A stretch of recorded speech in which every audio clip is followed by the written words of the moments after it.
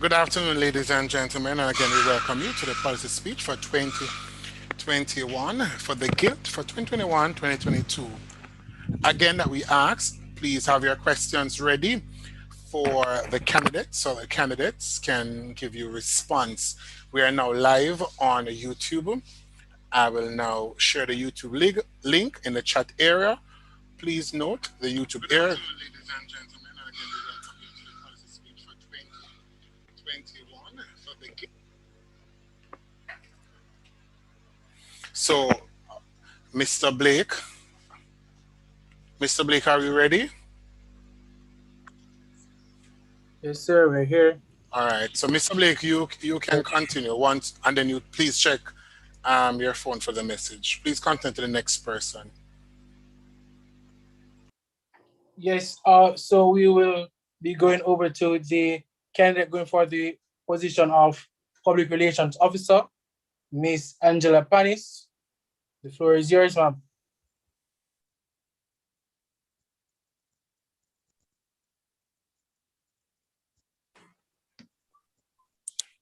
Good evening, everyone. Are you able to hear me? Yes. Okay, thank you. The Buxton Extract by Sir Thomas Powell Buxton. The longer I live, the more I am certain that the great difference between men, between the feeble and the powerful, the great and the insignificant, is energy, invincible determination, a purpose once fixed and then death or victory. That quality will do anything that can be done in this world, and no talents, no circumstances, no opportunities will make a two-legged creature a man without it. May I please invite my nominator? Good afternoon, everyone.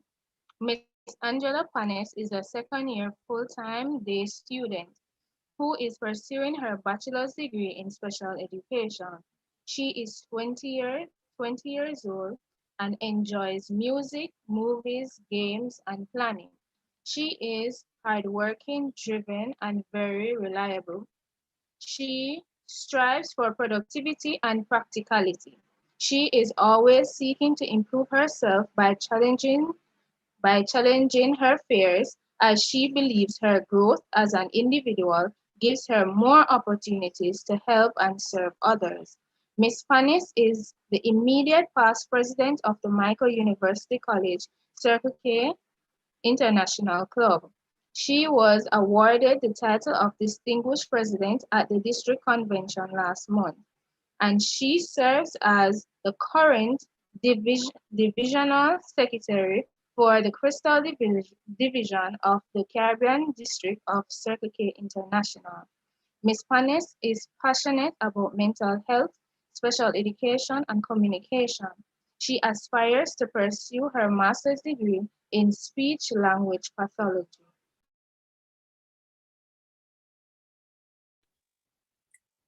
Good afternoon again, members of the Guild, the panel, and other special invited guests, students. Thank you, Samantha, for introducing me this evening. It is my privilege to speak before you as your candidate for Guild Public Relations Officer for 2021 to 2022. I believe that public relations, communication, and engagement in the micro community has never become as important as they are now. And this reality is why I am choosing to run for this position. We need to stay connected. I have heard and listened and related to the issues that we students are facing right now due to the COVID-19 pandemic, due to the overwhelming experiences of virtual learning. So I am here before you with these issues at the forefront of my mind to share with you the plans I have in my capacity to improve the university experience of each and every one of us, and to show the world that Myconians radiate excellence. I believe that my collective experiences, my strong communication skills, and strong will to challenge myself make me a suitable candidate for this office. because of my background and my leadership experiences through Circle K Club. CKI Club is a global organization, and it exposed me to many different people with whom I connected and even worked with, and this greatly helped me with my skills. Now let's get into how I will fulfill my role as PRO on the Guild of Students to the best of my capabilities. If elected, I plan to execute 4 main initiatives. First, a publication committee, which will assist the PRO in circulating information and promoting various events to the public. Each committee member will be in charge of collaborating and working with the representatives from the Guild Council and report directly to the PRO. This committee will provide more leadership opportunities for students who may want to get involved by serving the Guild in a less intensive manner. It will promote inclusivity as the committee will consist of students from years 1 through to 4, as well as day and evening school. Second, publication of bi-weekly newsletters. These will provide a compilation of up-to-date information and important notices from the Guild Council to avoid diluting important information in the micromail. I know that more than half of the student population will agree and relate to the issue of their emails being flooded. While this may not completely solve that issue, it will help in keeping notices from the Guild Council in one place. These will also contain a few things which I believe would be great to incorporate. First, a spotlight corner, which will be a space to recognize students and events, as well as student entrepreneurs and their services and products. I believe that while recognition has always been important, it is even more significant now in university in changing this disconnect that has become a byproduct of the pandemic. Many students are also working in order to finance their education and are in need of support from their fellow students. So this is a great way to do our part in acting as one and helping in every way that we can. Second, how's your mind? This is a section which will serve as a virtual Dropbox to collect and review your concerns and issues, as well as suggestions for activities that you want. This medium will also be used to express student issues relating to mental health. Many, if not all of us, are stressed out in these times, so this will assist in curating spaces for conversations on mental health. Third, a Guild website. I would like to lobby for an official Guild website. This will be more than just an additional platform for you to voice your issues concerning your academia and involvement in college and up-to-date Guild notices. Moreover, this will showcase what the Guild is doing for you, the students. With this, student officers can be held accountable for their plans and promises. Through this, they can ensure and remind you that student representation is indeed their satisfaction. Through this, you as students can be inspired to make a change, make a difference, starting with your school community, that you also have the voice and the advocacy that qualifies you for being a future member of the Guild. Some of the things I will push for to be displayed on the website would be a calendar of Guild events, a section for possible sponsors through which the Guild can acquire sponsorships to fund future projects. Also, in partnership with the Micro Alumni Association, scholarship awareness will be a section dedicated to bring awareness to the scholarships and grants available so that incoming students are aware that there is support available here in the Micro. Lastly, Please excuse me, Spanish. You only have a minute remaining. The execution of workshops that will focus on communications, digital marketing, and other areas that students can benefit from. Many of you are also creatives and are looking to find ways to develop your craft. So in helping student entrepreneurs, workshops like these will help equip you with the necessary knowledge that you need. Also, I would like to host other workshops for students who are interested in special education.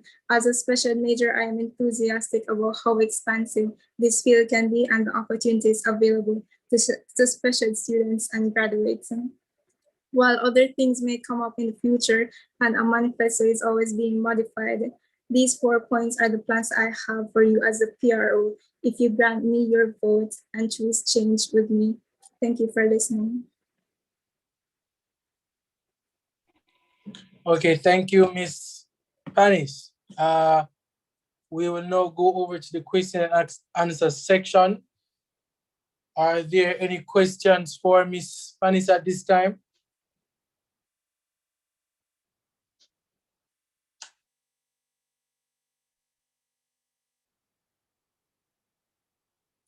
Okay, I see Ms. White Kelly hand is up. Ms. White Kelly, the floor is yours. You may go ahead. Good afternoon, everyone, or good evening. All right, so Ms. Panis, many students at the MICO were having a great challenge with reading emails, and you made mention of having a newsletter. What great difference will or regular field emails have that your newsletter will create that difference between? Okay, so I believe and I strongly believe that this will make a difference in having students actually read the newsletters, because newsletter emails can be designed in a way that they look more appealing to read. And secondly, this will be new. This will be something that has not really been used before in the micromail. So I think that this will be exciting and something that students will look forward to.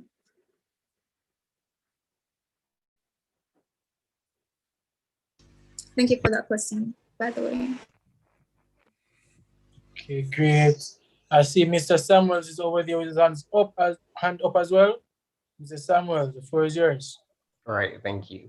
All right, Ms. Panis, I realize here that you mentioned that you want to create a guild website, official one, and I'm pretty captivated by that idea. But what I'm definitely interested in right now is where you state that they're supposed to share problems that they're having and so forth. What would you, as a PRO, do with that information? And what benefits, aside from that, would that website offer?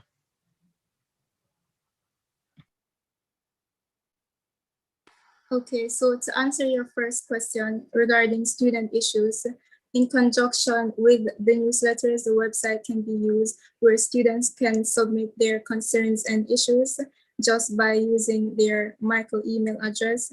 And all of this will be linked to a database for reviewing, and so that we can look at what the guild can really help with or do more in order to assist these concerns that students are expressing. And the second thing, what the guild website will help besides this is really to promote the guild more, so that, as I mentioned, students and even the public can know that the guild of students at the MICO is actually working to serve the students, and they're actually doing things that are bettering to help better the experiences of Miconians. All right, very much noted. Since I don't see any hands raised, I would like to extend that question to then say this. If it is that you are not awarded the post, you are the only candidate so far, if I remember right, then how would you go forward with completing this? Because you don't necessarily have to have the post to make a difference. And with you pushing forward with this initiative, I think that you'd make an excellent person for a next run-in, perhaps next year. Okay, so yes, if there are any committees proposed by maybe the student relations officer, or if there is another PRO that is to be elected in the future and they do establish a committee, then I'm sure that I will go and apply for that committee and vie for some of the changes that I am vying for, such as the guild website, for example. All right, thank you. Ms. Panis? Ms. Panis, are you hearing me? Yes, I am, Ms. Brown. All right, I have two questions for you to just help me with. The first one, are you on Instagram? Yes, I am. You're a member of the Michael Guild page? Yes, I follow the pages. You're following the page? Yes. All right, so the Guild currently struggles with getting persons to follow their Instagram page. As a public relation officer, what would you do to ensure at least three tactics, three techniques, three roles, three strategies? What would you use to ensure that we get a larger following by the student populace? Okay. Well, one that I can think of right now is to appeal to the rest of the student officers or members of the guild in promoting guild the guild's social media wherever possible. So if it is that we have members of the guild who are also for example on the board of a club or a society, then they can help and promote them this way. Another thing is to collaborate with the clubs and societies presidents and vice presidents, because the clubs and societies is a huge thing in the micro that really generates engagement among students, and that is also how you get students to keep up with their social media. So I think that the presidents for clubs and societies have a huge impact on this, and I think that a collaboration would increase that kind of viewing among the students. All right, thank you very much. You spoke so profoundly about the Club Society area. However, you didn't speak anything about the SRO. So let me know what initiative would you therefore bring with the SRO to ensure that there's a collaboration going through this. Yes, because the line is so easily blurred between the PRO and the SRO. I think that a collaboration is very crucial between PRO and SRO, because some of the initiatives, for example, may overlap. So with the help of the SRO and letting students know that there are other social media or other resources where they can see what the guild is doing for them, then they can go ahead and look at that so that they are not so unaware that there is a guild and that the guild is doing things for the school and for the students. All right. I'm accepting your responses, but I think they still need some work. You spoke about the guild getting a guild website. Could you tell me what connection will it have with the university's website? Its connection with the university's website? Yes. Okay. I think that the connection between the guild website and the university's website would be that the guild website will help to promote the different social media of the school, such as the Michael's website. There is also the Michael Alumni Association website that not a lot of students know about, that they can actually access to see that there is an alumni working with the university in assisting them in various ways. I think that the guild will definitely help in bringing awareness to those things in regards to the university. So there's going to be a separate website for the Guild of Students. What about the traffic? Are you therefore forcing all the traffic to go to the Guild page and no traffic to the Michael's page? No, that is not the case.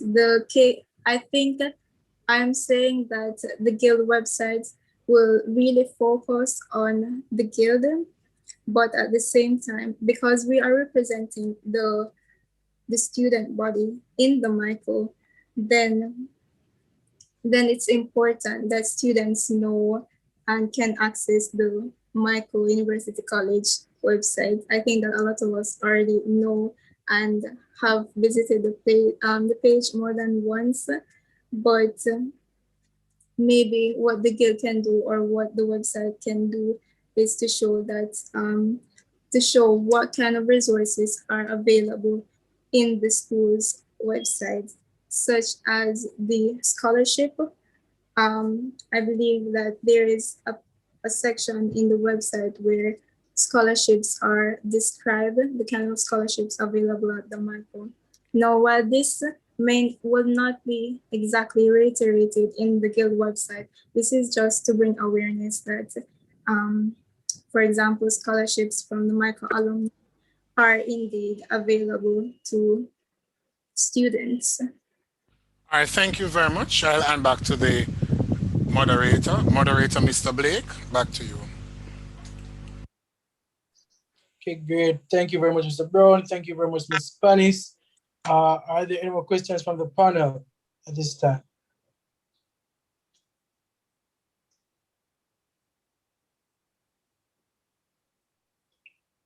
Okay, Mr. Morgan, keep on his hand. Okay, at this time, Ms. Panis, we just want to say thank you very much for being here. Thank you for coming out and giving a speech. You may go ahead and turn off your camera. We'll now move on to our next candidate. Okay, so yes, we are moving on. We have coming to us next from the Office of the Treasurer, Miss Anita White. Going for Treasurer here. Miss Anita White, are you with us? Good afternoon. Yes, I am. Good afternoon, Miss Anita White. You may begin with either your welcome or the Buxton extract or the microphone. Okay, thank you. The Buxton Extract by Thomas F. Buxton. The longer I live, the more I am certain that the great difference between men, between the feeble and the powerful, the great and the insignificant, is energy, invincible determination, a purpose once fixed, and then death or victory. That quality will do anything that can be done in this world, and no talents, no circumstances, no opportunities will make a two-legged creature a man without it. Thank you. I will now invite Francina to do my introduction. Good afternoon. A lady of empowerment, Miss Anita White has been a steward member of the Business Society for the past 3 years. During that time, she served in the office of Vice President and now President. Her passionate dedication to promoting team building and leadership as an important component of empowerment is inspiring. We see her as capable, confident, fluent, a person who's never lost for words. But what you probably didn't know is that she has always been a leader, from being the senior prefect to the president of the Sign Language Club in high school, which then continued to the Michael University, where she set the stage of being a high achiever in getting the High Achiever Award in first year for her first year group of the business department. She has an extreme love for accounts. Apart from Miss White being an high achiever, she is the most dedicated and jovial person you ever met. Ladies and gentlemen, I present to you Miss Anita White. Thank you, Miss Williams.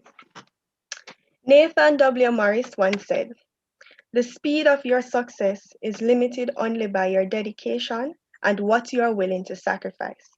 I too share the same sentiments, because if it wasn't for my dedication and the sacrifices that I have made, I would not be here today. Ladies and gentlemen, good afternoon. You are now in tuned to the Guild of Students Policy Speech 2021. I am Anita White, your next Guild Treasurer for the academic year 2021-2022, and I am dedicated and willing to serving you all. Who is Anita White? Is she qualified to be your Guild Treasurer? I am a third-year business studies major. I was the vice president for the Business Society in 2019, then became the president, a position I hold to current. I am also a member of the academic committee headed by our sitting Madam Senior Lady. These experiences have allowed me to improve on the traits of an effective leader and a supportive team member. One of the many benefits of being a business student is that I have been exposed to numerous accounting theories and principles that have equipped me with the knowledge and requisite skills applicable to the role of a treasurer. Becoming your guild treasurer, my objective is to provide the financial framework to enhance the performance of the Guild of Students. My plans are, but not limited to, providing my colleagues with greater financial knowledge through seminars so they will be equipped to manage their finances and make wiser financial decisions. In continuing to provide financial knowledge, I will provide monthly financial bulletins that will again improve their financial awareness. This will be done through collaboration with the business society. To increase the funds available to the Guild of Students through outreach programs and partnership with different agencies. In return, the Guild will be able to provide greater financial assistance to the student population through grants and bursaries. Most importantly, I will ensure transparency and consistency in the preparation of financial records relating to the Guild. How will I attain this, you may ask? I will be working with the members of the newly elected Guild body in fulfilling our promises to you. As you know, we accomplish more together than apart. Teamwork makes the dream work. Also, I will ensure to be current in all financial matters relating to the Guild and provide financial guidance. Why should you vote for Anita for Guild Treasurer? Because voting for me means that you are voting for a treasurer who is responsible for properly managing your money, responsible enough to make informed decisions to ensure the performance of the Guild of Students, capable of delivering results, identifying what needs to be accomplished, and getting it done. I will make sure I represent the core values of the MICO: leadership, service to others, integrity, excellence in performance in every assigned task given to or expected of me in the post of Guild Treasurer. Planning, prudent spending, and careful budgeting will allow me to better serve you and give you results. To conclude, I will leave you with a financial tip. Prepare for the future. Set saving goals. Saving money for your future is crucial. If you do not set saving goals and steadily work towards them, you will have to rely on credit when time gets tough. Thank you for coming. I appreciate your attendance and attention. Vote for Anita for Guild Treasurer. Thank you.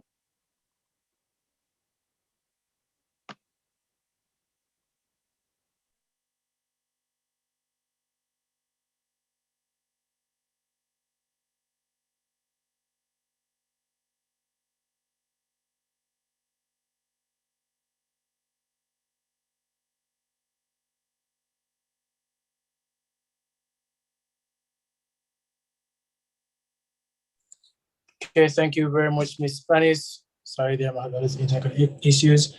But at this time, we will go over to the question and answer section.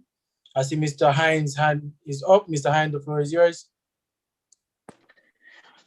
Good evening, Miss White. I've heard your accolades rolled out. My question is directed to you in the area of academics now, because being familiar with Adlam's role as a treasurer, he had to spend extensive hours at the MICO, not doing work and balancing his work and the guild role. How will you do that? Could you give me a couple of practical ways of which you will balance both roles that the guild treasury role doesn't suffer? Okay, thank you for that question. So in order to balance anything, you have to, I believe in setting timetables. Now, timetables, you planned out things and they help to keep you on track. So what I intend to do is have a timetable. I will plan out my week and ensure that I provide opportunity.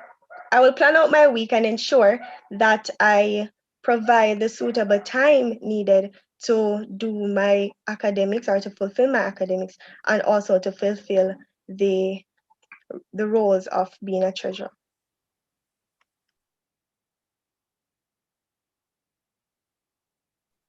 Okay, thank you so much.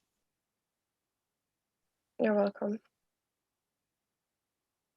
Okay, great. And are there any more questions from the electorate?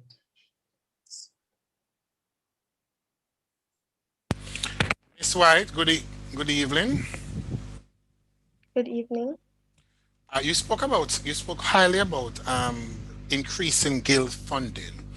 Could you just, instead of just giving me broad words like scholarship and those investment, could you just break it down for me, please, so I know a better understanding how the money will be raised and by what medium will the money be raised?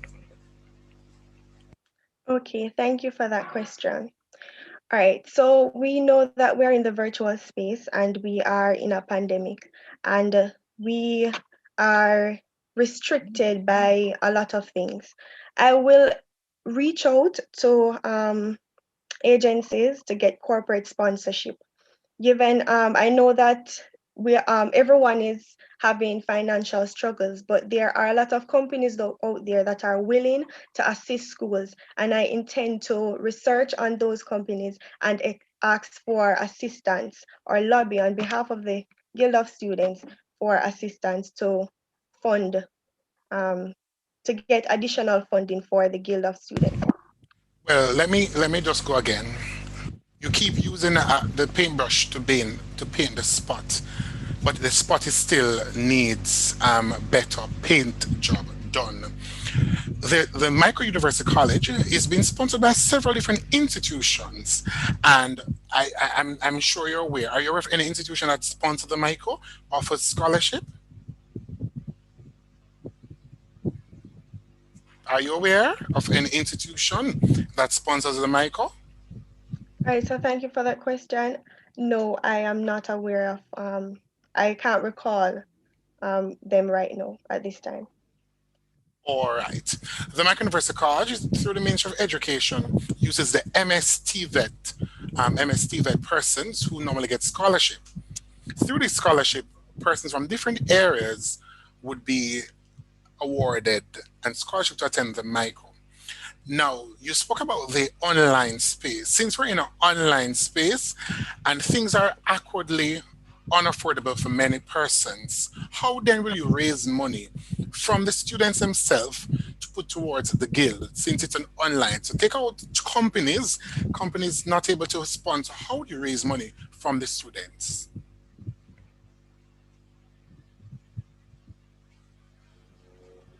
Okay, thank you for that question.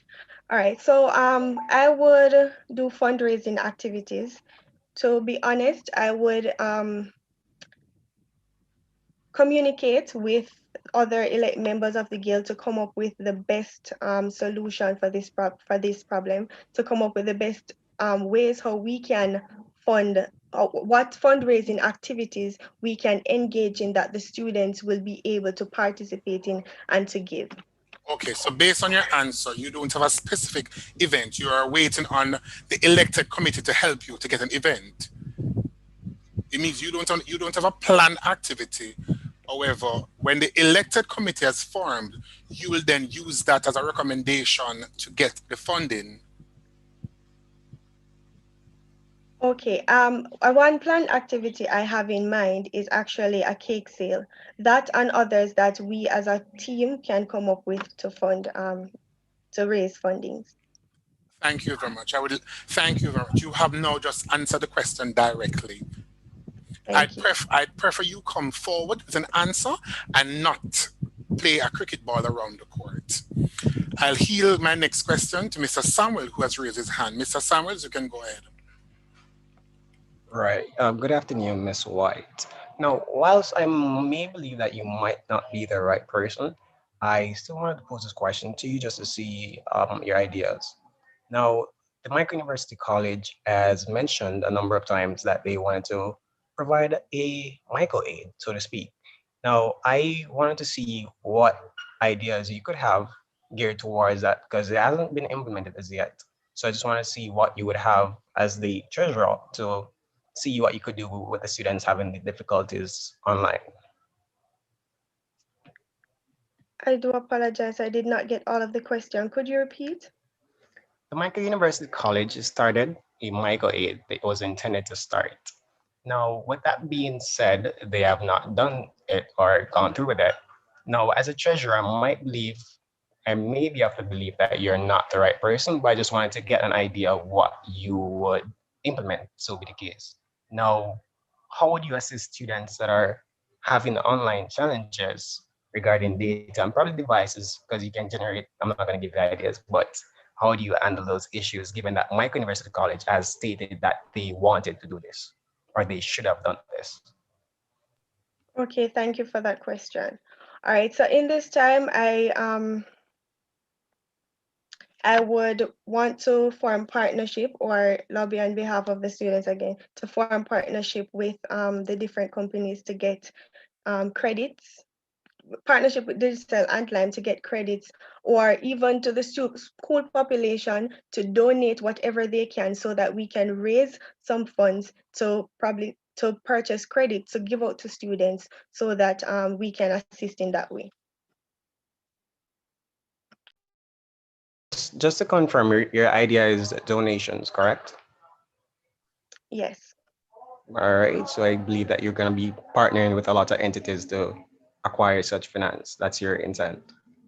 Yes, and with the students who are willing and able to help their fellow Myconians. All right, love that initiative. Thank you so much. You're welcome.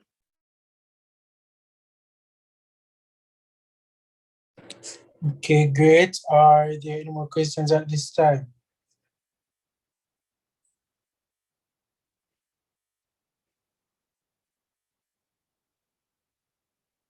Okay, thank you very much, Miss White. If there aren't any more questions at this time, you'll be permitted to turn your camera off and we'll proceed on to the other candidate.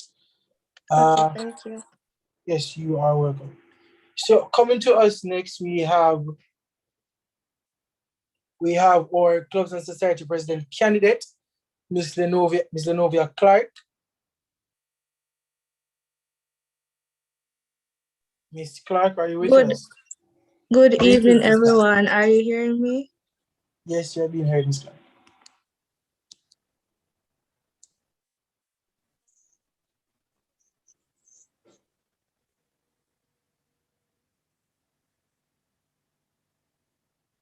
Ms. Clark, you may go ahead. The floor is yours. All right, thank you. The Buxton Extract by Sir Thomas Fowell Buxton. The longer I live, the more I am certain that the great difference between men, between the feeble and the powerful, the great and the insignificant, is energy, invincible determination, a purpose once fixed, and then death or victory.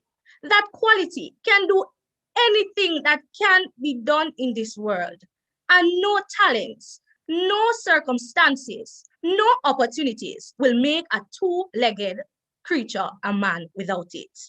Miss Amala Hunter, you may now proceed. Clark, committed, level-headed. Sorry, before Miss Hunter, sorry, before you start speaking, Miss Lenova, you need to conclude the Buxton Extract. You don't say in the middle of the Buxton Extract the person's name. You need to conclude the Buxton Extract, then you invite the person to speak. Okay, sir. The Buxton Extract by Sir Thomas Fowell Buxton. The longer I live, the more I am certain that the great difference between men, between the feeble and the powerful, the great and the insignificant, is energy, invincible determination, a purpose once fixed, and then death or victory. That quality can do anything that can be done in this world, and no talents, No circumstances, no opportunities will make a two-legged man a creature without it.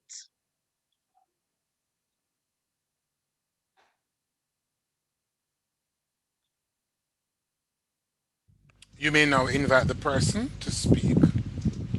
Miss Amala Hunter, you may now proceed.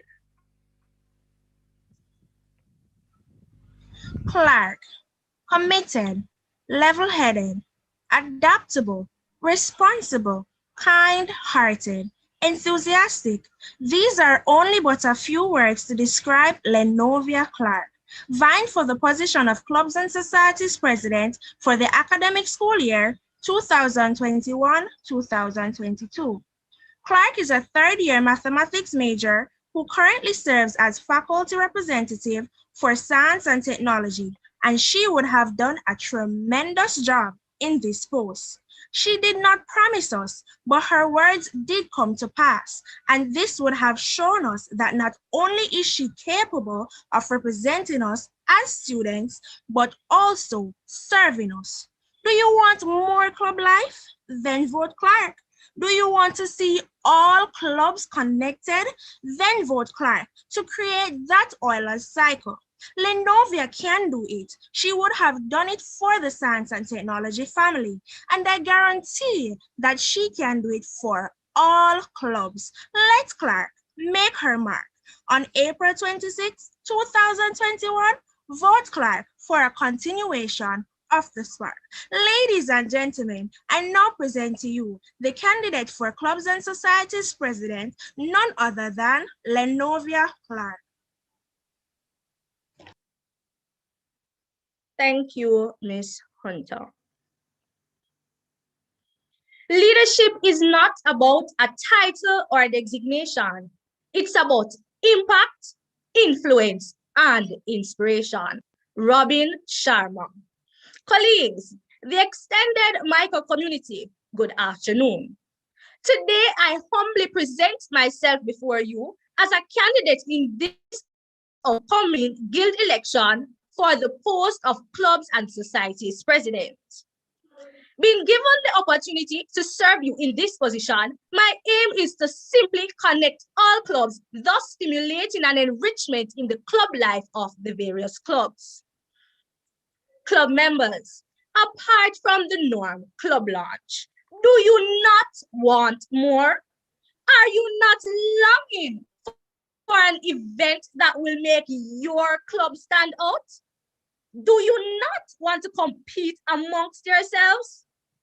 Then vote Clark, who will introduce to you an inter-club event that will enable clubs to stay focused on their goals and missions while having something extra to do that they will be recognized for.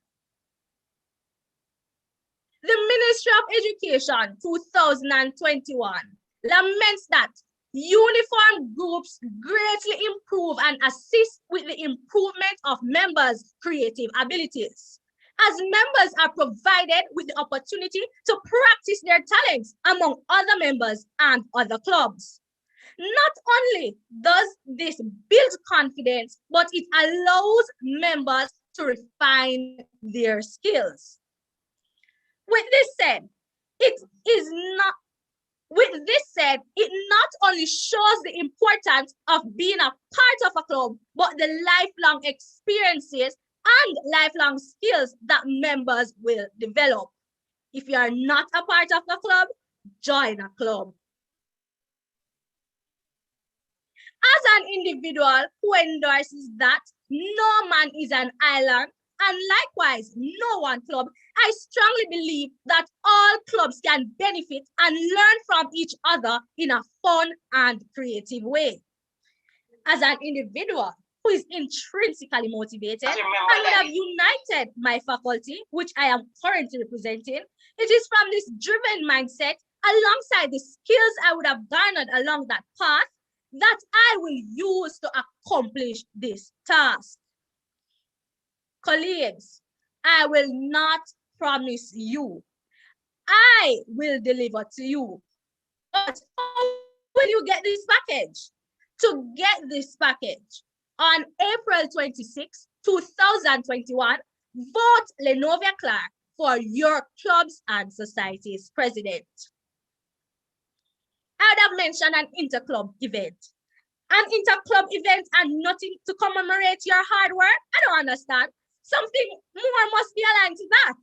I believe so.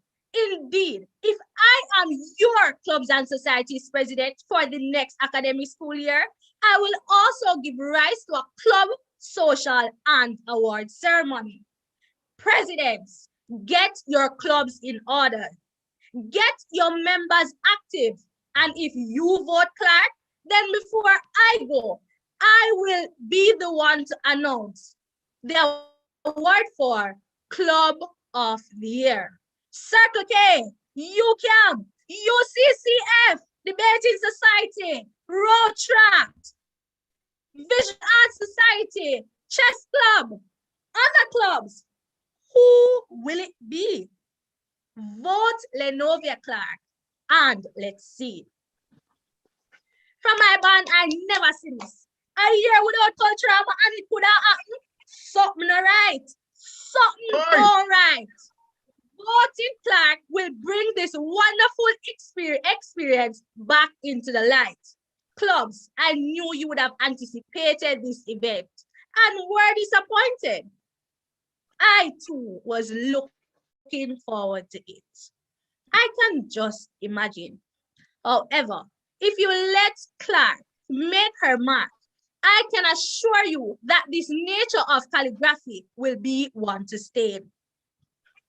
Alongside the above mentioned, I will make your club launch a remarkable one and will introduce to you the Micro Club book where all clubs will be listed alongside their goals and or mission statements. This is expected to be on the Micro website that new students are aware of the clubs present and are eager to join upon starting their Micro journey. Clubs, are you aware of the Micro Clubs and Societies Instagram page? Are you having an event you want other schools or persons to be a part of? If you elect me to serve and support you, I will not only make this page an active one with all your events, but I will ensure that I will get the desired outcome of your event as best as I can. Club members, aspiring club members, the support system you need is speaking now. Let's take a chance. Make Clark your choice and your club lives will change. On April 26, 2021, vote for the one who will connect all clubs. Vote for one who is diligent, committed, and most importantly, supportive. Let Clark make her mark. Vote Lenovia Clark for a continuation of the spark. Please continue to be safe throughout this pandemic and have yourselves a wonderful evening. Let Clark make her mark. Okay, thank you very much, Miss Clark. I'm going to open the floor to the for questions now. I see Mr. Hines' hand is up. Go ahead, Mr. Hines, and directly after that, we'll have Mr. Morgan. Good evening, Miss Clark. I love your energy and I love the hype, but I want to hear about what directly is a plan, the substance in all this hype. You mentioned that you make a club award ceremony. What are the criteria? How will you get members to start, club leaders to start getting members enrolled? What are the procedures that you will increase on, or what you initiative or policy that you will put in place to get them to that point? Thank you very much for that question, Mr. Hines. To get club presidents or club executive bodies and other club members to get more club members on a whole, I will stand as their support system. I will stand as their support system, whereas, they try to implement activities that are interesting, engaging, because as we all know, students learn according to their interest. If you are interested in a particular thing, you will gravitate towards it. So based on the activities that these clubs would have had in place, they will, based on the activities that these clubs would have had in place, you yourself as a student, and I'm not sure if you're in a club, but if you find something that interests you based on what is planned by this club, I am sure that you will want to be a member of that club.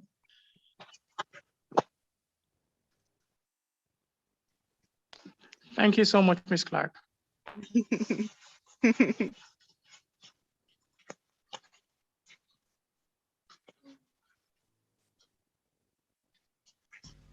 You're welcome.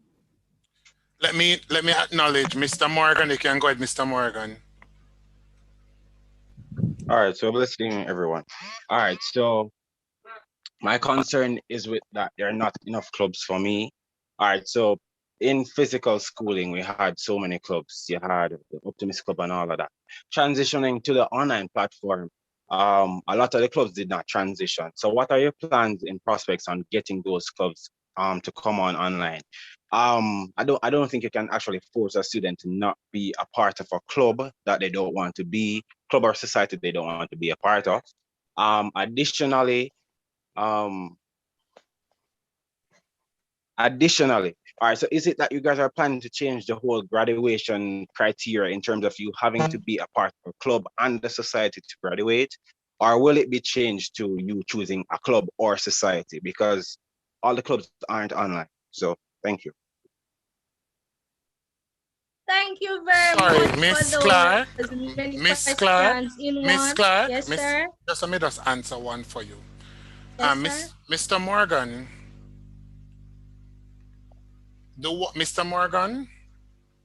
I'm listening. The decision a club or a society for graduation doesn't lie with the guild. So let me take that one for the Michael's standpoint. That has been changed about 2 years now, that you can join either a club or a society to make the graduation list. So it's either a club or a society to make the graduation list.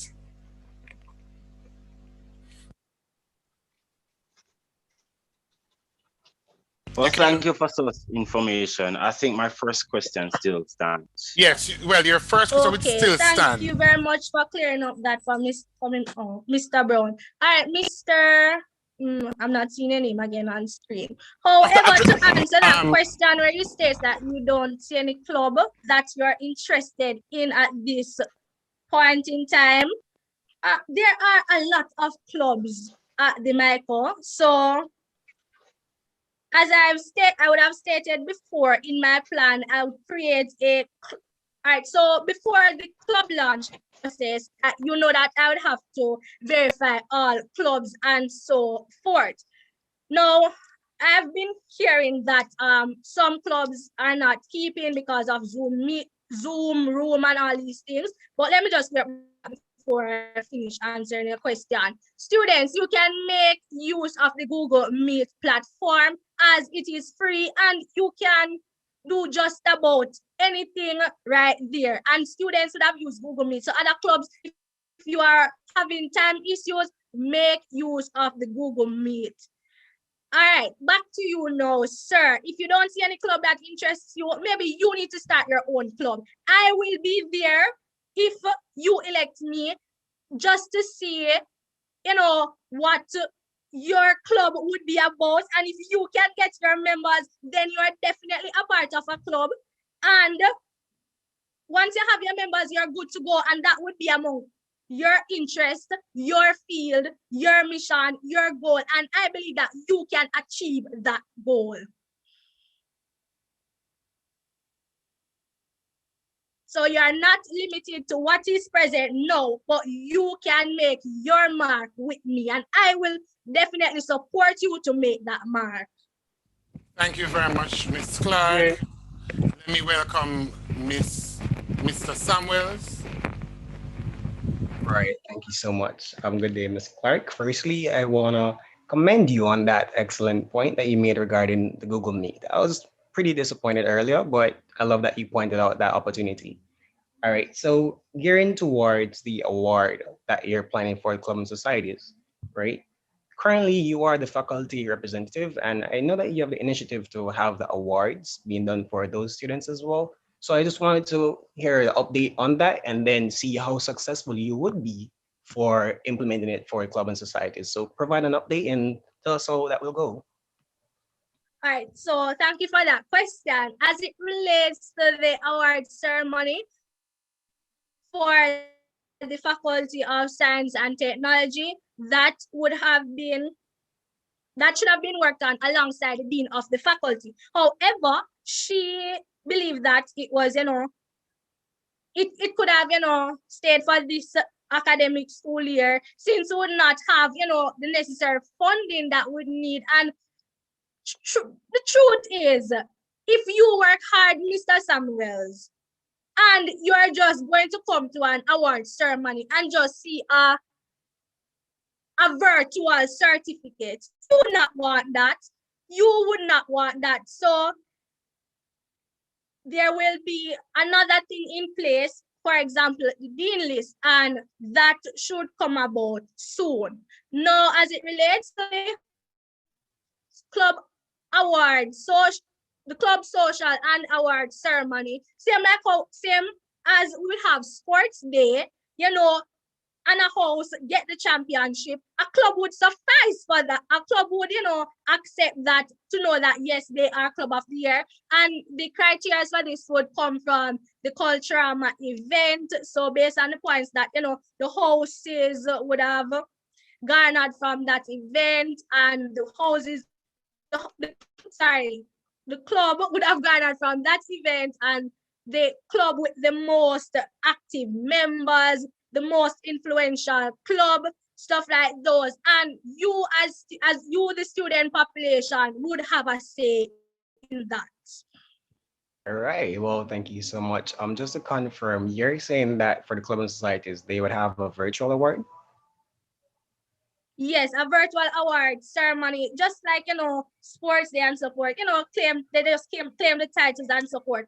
Every club, once they are deemed the top for that criteria, I believe they will accept that title, and I see it, to go forward, and we're not sure, because this event would be for the second semester. So if it can be done face to face, if we're not still on the virtual mode, it would be more fun. All right. Thank you so much for that. I do hope that you collaborate with the president, future whoever it is, and the treasurer in order to gather some funds for the next academic year regarding the faculty awards.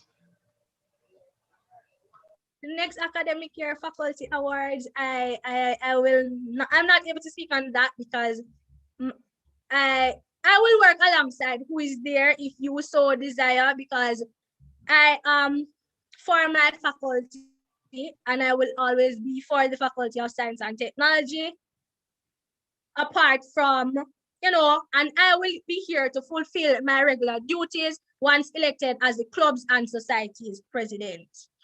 Love that. Operate as a unit. Love that. Thank you so much, Ms. Clark. You're welcome, Mr. Samuels.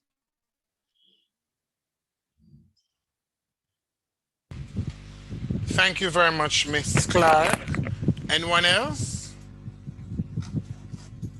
All right. Ms. Clark, are you hearing me? Yes, I am, sir. Just give me I just need some clarification. For the Instagram account that we were talking about, is that you're promoting one Instagram for all clubs, that they will send their information to the Club of Society Instagram page, or you're also suggesting that each club could have their own Instagram?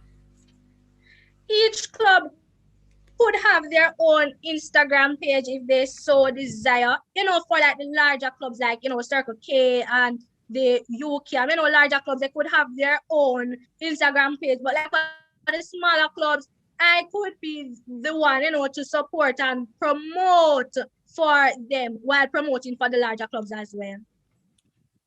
All right, thank you very much.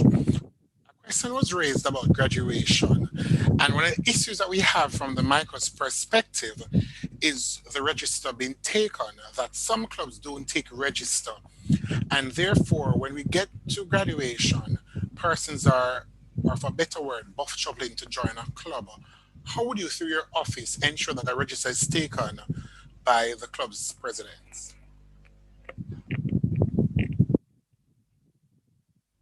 Thank you for that question. All right, so seeing that we're in the online mode, I could create so each club would create a Google Excel doc like, and they would, add me to their documents. I believe that the micro Google Drive can, hold all of that, and I will, go through on a monthly basis to see what is there. And it can always be updated. It is always there, so I will have it.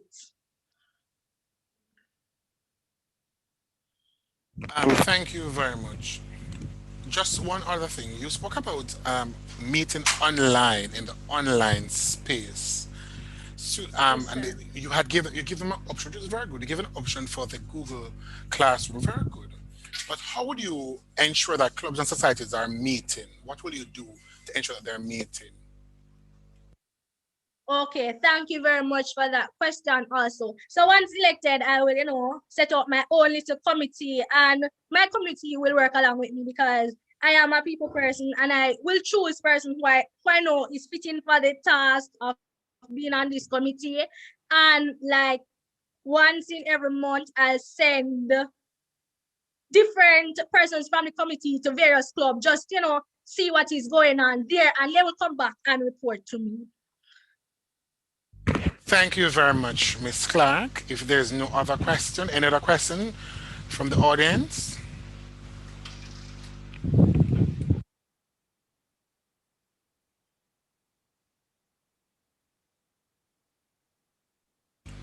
All right, thank you very much, Ms. Clark. All the best in your campaign. Thank you very much, sir. I look forward to serving you all. Have a blessed evening. Keep safe. Let me do a public service announcement. Mr. Blake, could you allow me to do a public service announcement? The floor is yours, sir. All right, 2 public service announcements. 1, please note that whatever recording is played throughout this Zoom meeting, this policy speech, we don't have the right for the music being used. Again, whatever music or audio being played throughout this Zoom presentation of policy speech, the Micro University College and the Guild of Students of the Micro University College does not have the right to the music or audio being used. Candidates, I'm going to ask, when you are responding to someone, do not say or avoid from saying, "Let me get back to you, sir." Please, when you're answering the question, please do not attack the person. Please attack the questions. Again, try not to personalize it. You don't need to call the person's name to respond. We're asking that when you're responding, candidates, please respond to the question, not to the person. Try not to personalize your responses. So please do not get very heated by saying, "Let me get back to you, sir," or "madam." Please do not attack the person, attack the question and respond accordingly. And per audience, we're audience for asking questions. Let us be professional and be true Myconians when asking our questions, whether they be strong or soft in manner. Let us be nice Myconians when we do go to speak. Back to you, Mr. Moderator.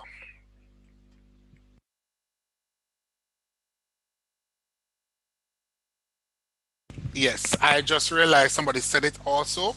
Let us be cognizant of the information we place in the chat as well. Let us be very respectful. Let us be very kind with our words. Remember, we're all humans, and sometimes soft answer turneth away wrath, or grievous words. stir up anger.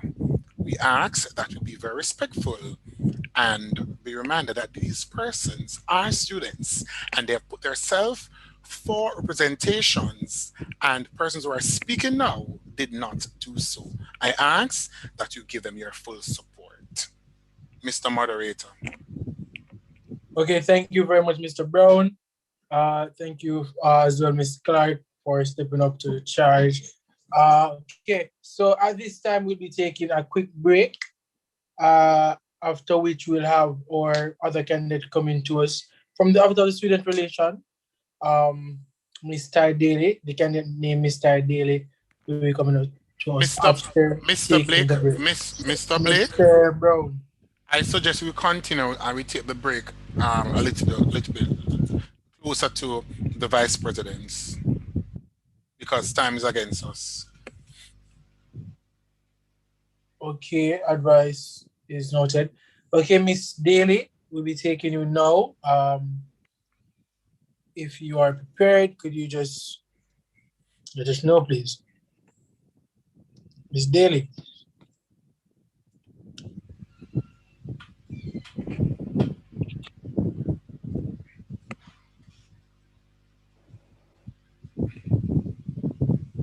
I just saw her camera coming on. Good evening, everyone. Permission to sit. We're not seeing you. Not seeing you. Permission to sit. Permission granted. Okay. The Michael University College Pledge. I promise on my honor that I will obey all the University College rules and submit to the discipline of the University College as exercised by the President, his staff, and the student officers whom they recognize. I promise that my appearance and conduct outside as well as inside University College precinct will be such as to enhance the highest traditions of the Michael.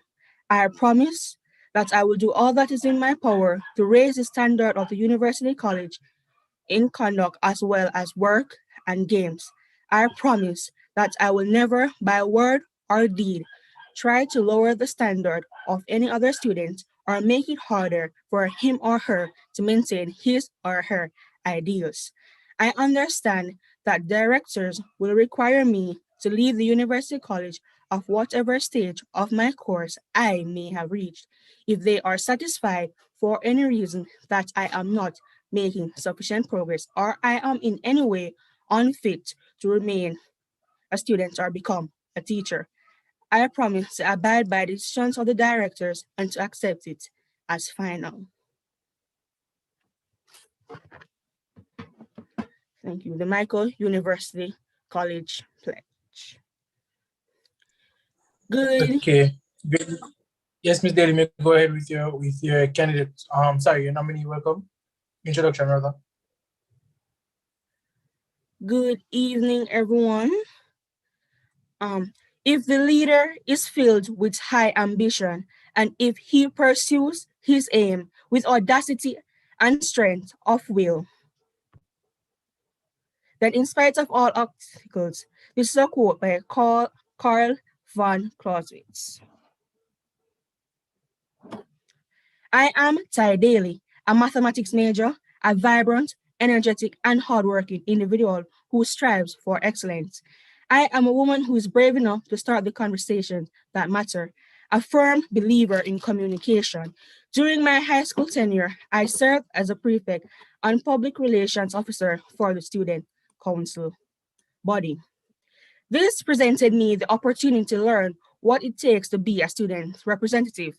I personally take every opportunity given to me as a learning curve, and I try my utmost best to exceed beyond my role and expectation. I am an individual who lives by the mantra, work and no play make Jack a dull boy. Therefore, I believe entertainment is a must. My role at the MIGO goes beyond attending my class. I currently sit on the Guild of Students as the assistant captain of the Rogers House and a member of the Errol Miller Hall Committee. I have participated and played an active role in various events at the Michael. I have participated in the Nathan Brissett competition, Leslie Henriquez competition, and Sports Day. I have dedication to the Michael community even when I am ill or down. I give what I can to the Rogers House. Before the pandemic, I was a member of the Michael University College Dance Society. From my orientation period, I have served the Michael community in any capacity I can. In the capacity of SRO, I promise to be a voice of reasoning for the student body, be a representation of a great leader, create initiative for students, communicate effectively and continuously with the Michael community, inspire and motivate the Michael community, work in cohesion with other members of the Guild, fulfill my job description as the student relations officer. As the student relations officer, my plan is to leave my indelible mark on the post. In my intention to bridge the gap of communication and reach every student in the Michael population, by bridging the gap of communication, and as a few members of the Michael tend not to read their Michael mail, it is my intention to relay information as often as possible through faculty and department WhatsApp groups and devotion announcements. My first initiative will be the use of platforms such as Google Forms for students to provide feedback and share their views. Without you, there is no Guild. The views of the students are of utmost importance. I hope to design a platform where students feel their voices are being heard and they are valued. It is key for a functioning Guild that the students be able to communicate with members. Students will be given the opportunity to share without being criticized or judged. The Google Forms can be anonymous as students share information without being identified. The form will be shared at the end of each month. For regular updates by the students. Situations that require immediate feedback or reply, responses will be distributed in a timely manner. Concerns coming through the SRO, students can expect a response within 5 to 7 working days or shorter depending on the urgency of the matter. Secondly, is to implement a Guild academic year calendar with important dates and events and showcase and highlight the different Guild offices. Thirdly, I hope to introduce the Michael Awards. There are events that currently support and encourage and highlight academics. But what about non-academic related events or settings? The Michael Award will recognize the outstanding Miconians and active members in the Michael community. The award are aimed to encourage students' participation beyond the classroom. Just to name a few things the award would highlight: good citizen, perfect attendance, most outstanding, top athlete, helping hand. There will be fun awards such as wow moment, can't forget moment. The award will reflect their highs and lows, and the person who deserves to be awarded will be awarded. Students, we deserve recognition beyond academics. For every event held by the Guild of Students, students will take part in a poster competition. The winning poster will be the official poster for that event. My fourth initiative is to bring gaming competitions the Michael have never seen before. We are not able to socialize, play, and have fun as we would in a face-to-face setting. Therefore, I believe events are to be held that give the opportunity and promote games and socialization. My initiative is to host these events. Chess players, get ready. Domino players, dry your hand. PUBG players, get your clans together. Among Us, who is the imposter? I know this part of speech everyone has been waiting for. Everyone wants to hear about the parties, am I right? Well, what is college life without a party? I know over the past year we have been virtual, but virtual doesn't mean we can't fit. First years, I know you haven't gotten your freshers fit, but it is never too late. Where my Soca fans at? I know many of us were looking forward to UWI Carnival before face-to-face classes ended. We may not be on the ring road, but virtual platforms? Yes. Freshers Fest the Bacchanal edition. One event? No. How about two? The semester is tiring. You have worked hard, finished exam, and turned in all assignments. I know I need to de-stress. How about you? De-stress will be an end of academic year event for all members of the micro community to come together before we go off on our well-deserved summer break. Michael, what makes Tidal stand out as a student representative is I believe that a good leader learns from those around them, and I am willing to learn. I have proven my dedication to my current post. With or without a post, I have been an active member of the micro community. If you believe in holistic approach, then I am your woman. I believe that school life goes beyond the classroom. My job as the SRO is to chair the entertainment committee. The position of SRO requires a people person, and a people person I am. I am a person of the micro. I have a good standing with the micro students that I have come in contact with. I see all my Myconians as my equal, and Myconians deserve a resilient lead representative. A great student representative I shall be when I am given the opportunity, and despite the virtual space and drawbacks, my role as a student representative will be effective. Virtual does not mean no, and or the micro stops. Ladies and gentlemen, put your hands together for your next student relations officer. Thank you.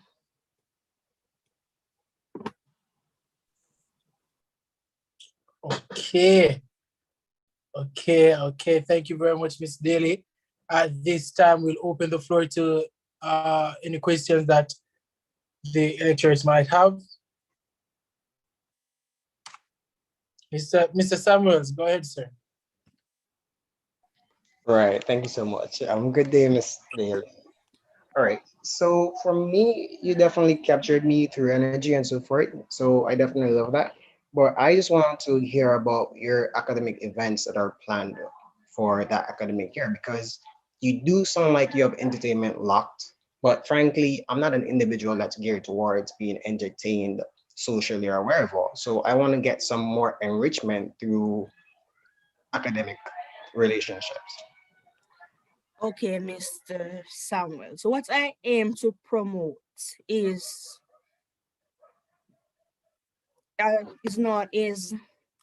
events for everyone. And if you said you are not of the party, yes, there will be events that cater to different persons at the micro at different parts of the term or academic year.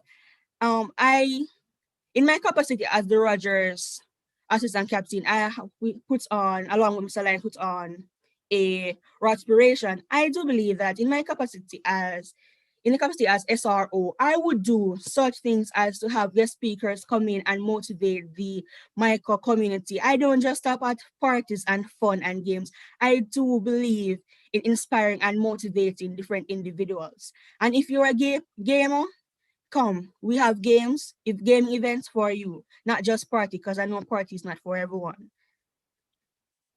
Right. Thank you so much, Ms. Daly. I think you did an excellent job stemming the motivation and the other events. So thank you for highlighting that endeavor.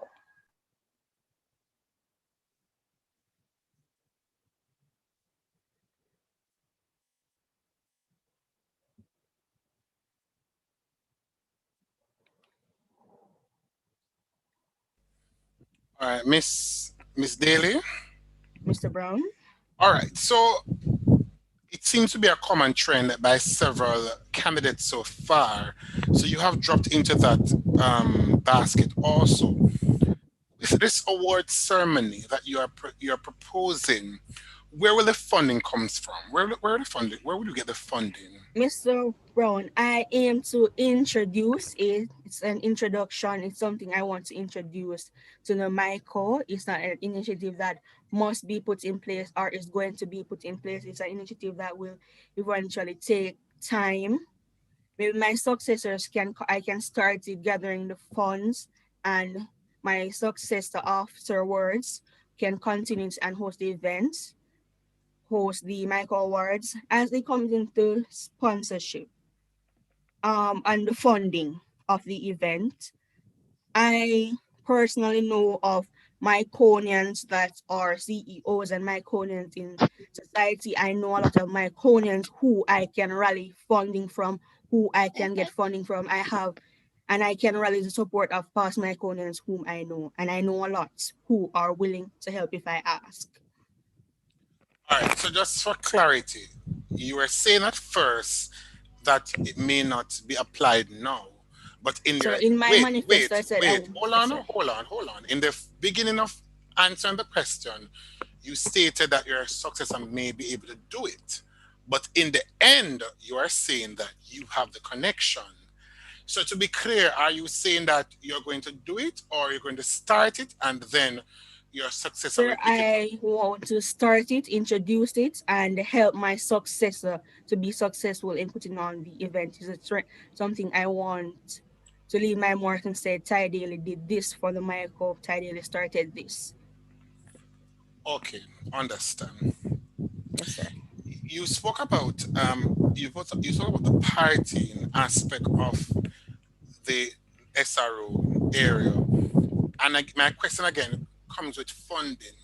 It's online, but it also costs to host these parties. Do you know any possible sponsors you think you could maybe reach out to kind of get somebody on board to get look at funding? What's your take? What do you think? Sir, that question is a yes. I do have persons lined up who are already interested in helping the MICO to put on an event. I have DJs out there who want to get into the playing at the college level. So yes, I have persons who are willing to help volunteer their time, select DJs and so on. And personally to announce, my family owns a sound system, and if I asked for help and I said, bro, sister, can I borrow this and that? Yes, yes, I will get the support from my family. And I know there are past Myconians out there, as I said before, I can get funding from past Myconians that I know. I know past Myconians who have taught me who are now All right, at Miss Daly, Sir? again, you're coming to paint the house, but you left your paintbrush. If you keep on saying you know a lot of Myconians, we know a lot of Myconians. You need to say a name so we know that, because we all know Myconians. We're all Myconians. So there may be one person can say, yes, I know this person at red institution. There must be a name you could say, or I know this also person. If you keep on saying Myconians, we all know Myconians. So therefore, Okay, sir. at least a name you must know. At least Mr. a Hines name. at Ricardo Stationery. Right. So we know. He has, you know, if I say pick up my phone and said, Mr. Hines at Ricardo Stationery, I require funding, I require XYD, Mr. Hines is not going to say nothing but type yes. All right. My next question, though. There are two events that has been held through the SRO office. I didn't hear you speak about them. MICO Stars and the Miss MICO pageant. What is your take on those both of those events? The MICO Stars. Sir, I may not have put it in my speech, I may not have put it in my manifesto, but I do believe that I can and I will bring the MICO Stars this year. I would have to learn and get information on the operations and how it works and what needs to go into planning it. I'll be sure to ask Mr. Kwame Blake questions about putting on event, because I know he also put on a party, sir, in December gone. So I'll be asking questions on how to do these events by the from the current guild and current persons working on these events. Thank you very much. There's a question in the chat I want to pose to you. It is as present we realize that there are not a lot of persons vying for position. As the student relation officer, if you're given the post, how would you motivate persons to be a part of the guild? Because you're also in charge of elections. How would you motivate persons to be a part of the guild?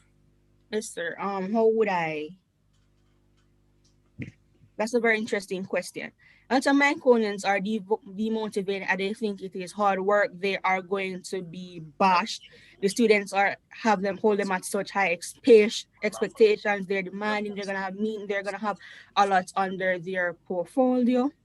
Well, this be true, but as a leader, as young people, we have to take leadership.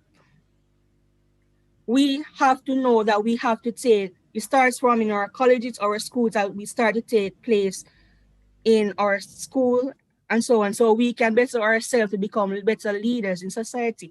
And come on, my Conians, it looks good on our resume. You go into a school and said, I was a representative, I did this and I accomplished this at my tertiary institution.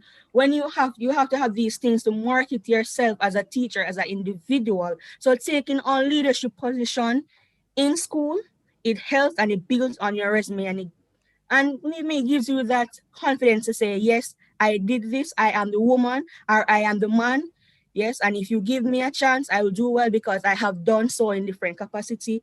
And we are teachers. We need to bring more than just our teaching to the classroom. We need to bring different aspects. We need to go and say, I am creative, I can host this, I can do this. We need more persons to step up and take on role, because personally I take on these roles because it helps to build me as an individual. It helps my character as an individual. It prepares me for what is to come. Because we may never know. We may take on a simple role now, and maybe the next 5-10 years, we're a member of parliament. We are even prime ministers. This is where it starts. I urge all my Conians, start here because it look good on resume. Thank you. Thank you very much for the encouragement. Future parliamentarians, future prime ministers, future ministers. But again, the Micro University Colleges teaches you holistic development, not only academics, but being involved. And I see somebody in the chat right there, so I hand back over to the moderator, Mr. Blake.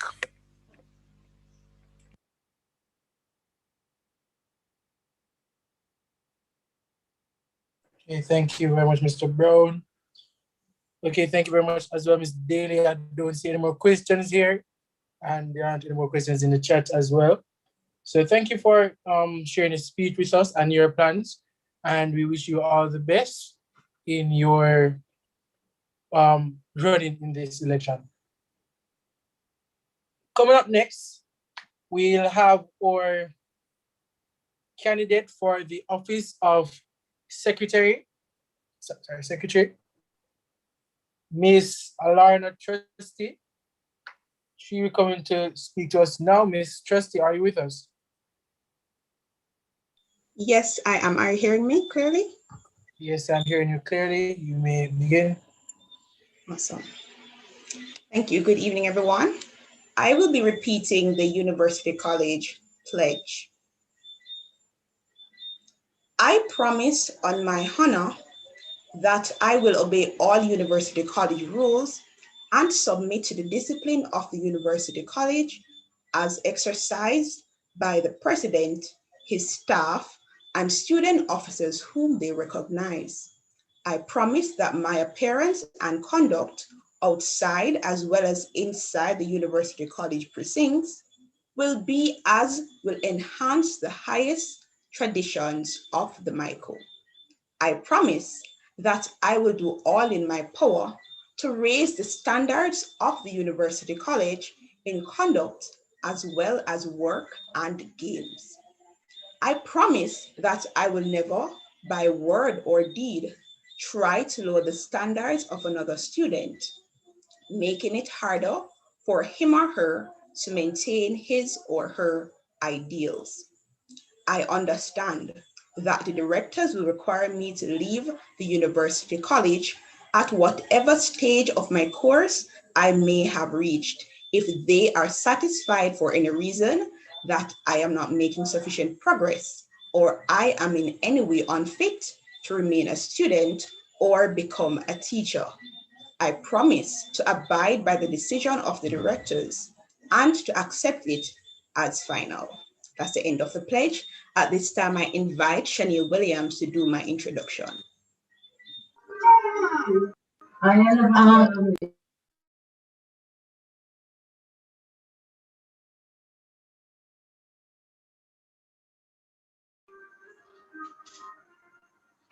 Her journey as a secretary began at the tender age of 12 years old, where she served for 2 years as the secretary at the Remnant Church of God Seventh Day.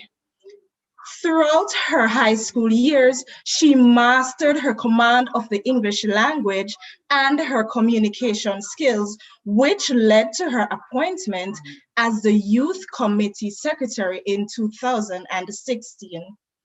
While working assiduously in her capacity as Secretary for the Youth Committee, she mastered and refined her leadership skills, which ultimately prepared her for the Vice Presidency position, which she currently holds.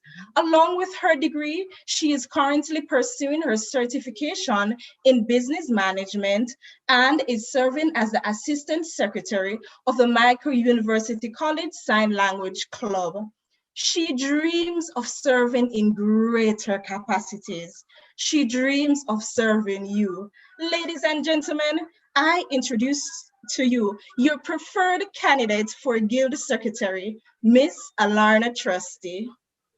Thank you so much, Miss Williams. We are what we repeatedly do.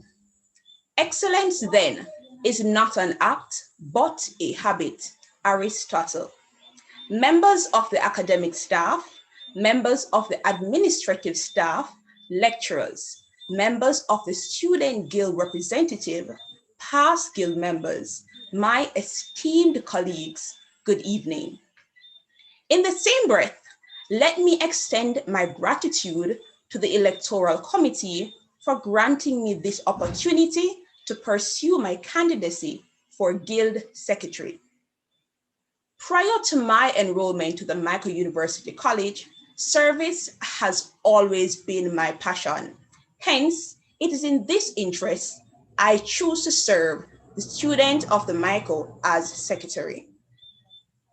In my term as secretary, these are some of my intentions for you, the students of the Michael. Firstly, a 24-hour response line, giving you a quick and reliable platform to share your concerns and query. This means that students will get a response before the 24 hours has passed, and the General Guild Executive, let me go over that, sorry about that. The first thing I would like to initiate is a 24-hour response line, giving you quick and reliable platform to share concerns and queries. This means that students will get a response before the 24-hour has ended, and the attention of the Guild will be brought to the matters. How will I accomplish this? By placing significant amount of interest and time in email management and being particularly meticulous. As to not give false hope, my intention is not to tell you that all your problems will be solved within 24 hours, because it truly depends on the nature of your problem. However, for those that can't be dealt with within the 24-hour, the process to have them dealt with will be started. My English teacher once taught me that your opinion matters. I say to you, students of the Michael, your opinions, they matter. Your concerns deserves to be addressed in a timely manner. I will keep a logbook or computer-operated system where the concerns are recorded or tracked to ensure that you get the answer you are looking for. My second initiative is a program called Empower Her. This is a forum for women to be empowered and mobilized in society, and a guide too for young men to support, protect, and respect women. Attack on females is nothing new, and with the recent spike in female murders and tragedies, there has never been a greater time to get involved. Most, if not all, might have been aware of the gruesome killing of a teacher. Yes, one of our very own. We are all potential victims.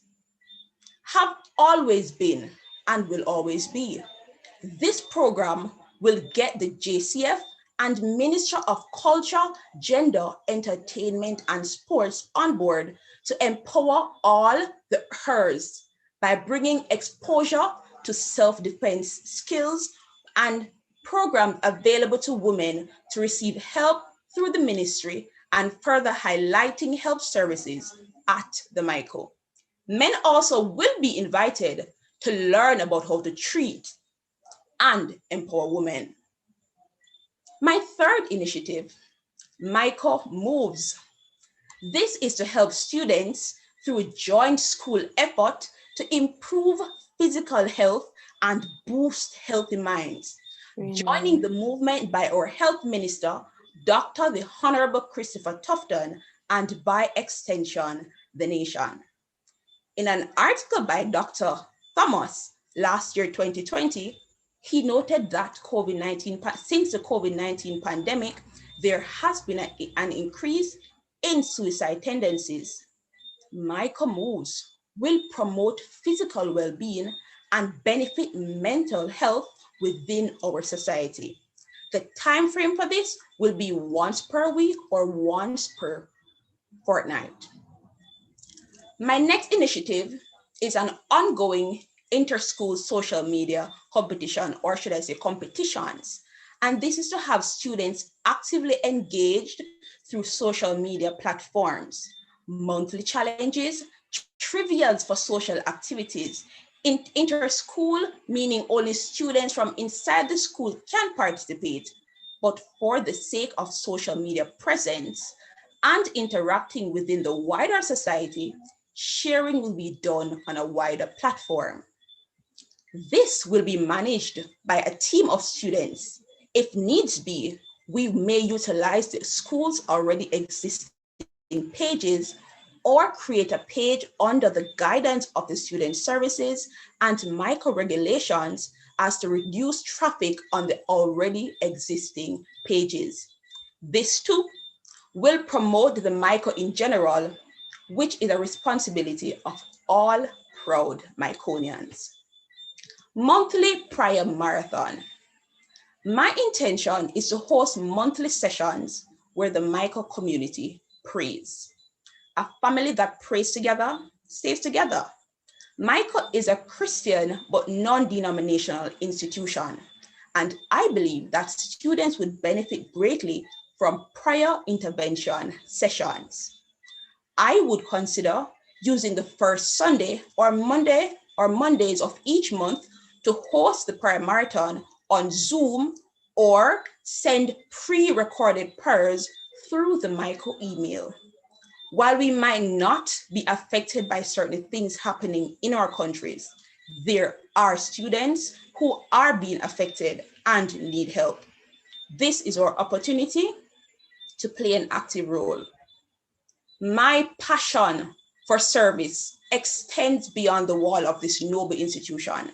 And every day I think, how can I serve and make a difference? How far will I go to get the job done? My desire to serve in a secretarial position began last year around the time for Guild election. And it led me to pursue a course at the Hartrust NTA in business administration too. So I tell you, I am willing to go above and beyond, making myself more qualified to serve you in that capacity. I am capable of keeping the Guild documents up to date so we can serve you better and make informed decisions with you. I am able to get clear information to you while preparing agendas, keeping impeccable records, preparing minutes, and perform other functions assigned. Can I manage all these? Absolutely.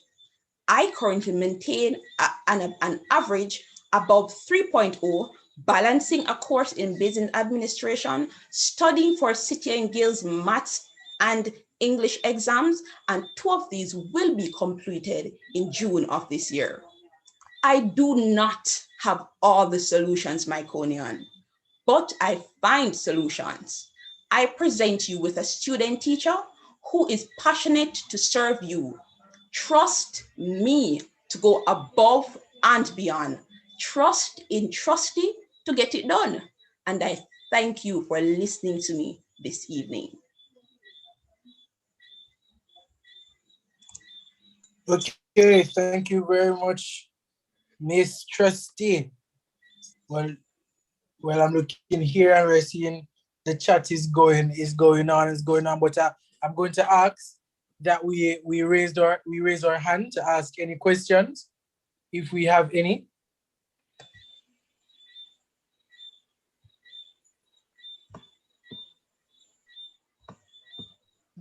Yes, Mr. Summers, I see your hand is up. You may go ahead, sir. All right, thank you, and good day, Miss Trustee. Good day. So I do realize that it's becoming a bit repetitive in hearing that persons want to create systems of communications and mental upliftment and all of that. It's good. Yeah. It's a good cause and all that. But I see here where Angela Miss Spanish stated that she wants to create a website as well, and Miss Daly mentioned that as well. Now, what could you say you could do in establishing such a communication platform with these members? If I get the question correct, what would I do to establish a communication network between other candidates who like to establish websites and other platforms? Right, because they do share the same initiative that you have basically. So what would you do to gear those information obtained to present to students as well as to create a difference, because those are created to hear students' concerns and all of that. So what would you really do with all of that information? Absolutely, Archer. Thank you for that question. So firstly, I must mention that serving on the guild is not a separate responsibility. It is a team effort. So my running for secretary or my duties as secretary should build and uplift other persons in other capacities. What I would do is to support or help to build or develop those platforms that they wish to develop and also make use of it. For example, I mentioned about using social media platforms for competitions. We could also make use of the platforms that they create also to make it more accessible or more known or more active in the micro society and outside. So definitely support them in creating their pages and other areas and make use of it to help spread it to other persons.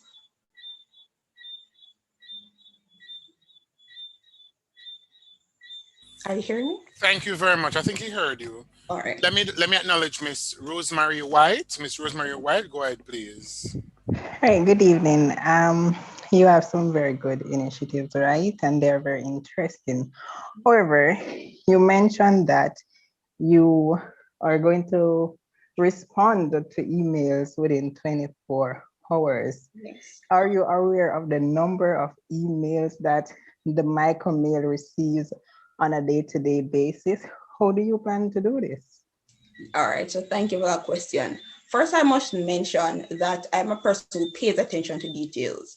I check my Mycomail, my personal mails every single day, something that I just have that thing to just check and to keep updated. But also with the help of my assistant secretaries, I think that we are able to, pardon? I think there is an interruption. You can go ahead. All right, so I was saying that with the help of my assistant secretary, I think that we are able to maintain or manage the email. I am aware that there have been instances where persons complain or do not get response within a timely manner to say. But my intention is to work assiduously to try to respond to emails within 24 hours. And as I mentioned before, that I am not giving you false hope that all the questions will be answered or all the problems will be solved within 24 hours. But what I am telling you is that we will become aware of it. The entire guild body will become aware of it, so we can start preparing resolutions and answers and give you back a response to let you know that, hey, we got your email and we are working on something to help you. So yes. All right, thanks for answering. But sorry, I have a follow-up question, right? So basically, you're saying that we're going to receive an automated response to say that you have received our email and the guild will be working on it. However, when or what is the time frame that you plan to give us a response to our concern? All right then. So it is not necessarily that we'll be using an automated response. While it could be used, it is not, I'm not putting that forward right now because we have to go into the email and read and all of that. And the time that we respond to queries, it really does depend on the severity or the problem or nature of the problem itself. There are some problems that can be solved within per se a 2-day time span, but there are those who, if we are working alongside other departments in the MICO, we might not be able to get it in that short time. I would not be able to tell you a definite time to say that, hey, if 2 weeks pass and you don't get it, then But my intention as secretary is to ensure that you do get feedback within a timely manner. And being someone who I have experienced sending out emails and not getting response, I do understand. I get how frustrating it is. And when there's no communication happening, how much you can get angry and upset and feel as though you want to give up. I've been there, so I do understand. And that is why in my capacity as secretary, my intention, my goal is to ensure that you do get responses in a timely manner. But I cannot pinpoint at this stage to say that you will get it within 2 days or 3 days, because it truly depends on the nature of the problem that you're having. Thank you. Thank you very much, Ms. White. Let me acknowledge Mr. Hines. Mr. Hines, go ahead. Good night. Good night. I hear you speak about a lot of things in terms of the 24-hour email service, whether it be automated or not. But I'm wondering, how will your job be done? As in taking minutes. Are you going to allow that for the assistant secretary? Are you going to be the one? And I need to know, how will you do it in an online platform? What the software, what are they? All right, so thank you for that question.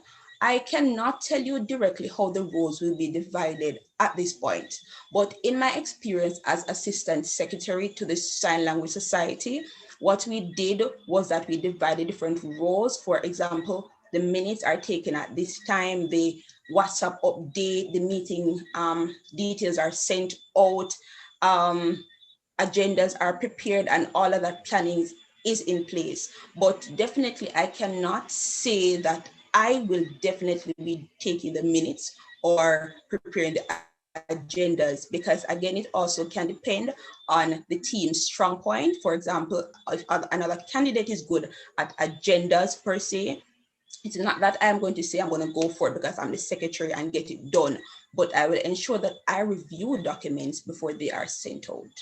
So yes. Are you aware that that's a part of your duty? Yes, I am. Okay, just that. Yes, I am aware, and that's why I made mention that I'm not able to specifically say how it will be divided, but I am aware that it is a part of my duty. Thank you so much. You're welcome. Thank you. Thank you, Mr. Hines. Just to try to follow up, you have mentioned several initiatives, but I just want to be, for me, some of the initiatives don't seem secretary related. So I'd really want, so for example, Jamaica Moves. So you have some good ideas as stated by the persons who were asking questions before, and the questions in the chat. Very good ideas. However, as it relates to your role as the guild secretary, those I'm not getting, and I'm not getting those concrete responses. So I'm not sure if you can maybe concretize and tell me what is two main things that you'll do in the role of a secretary. All right, absolutely. Just for clarity, are you referring to initiatives that I will do, or right?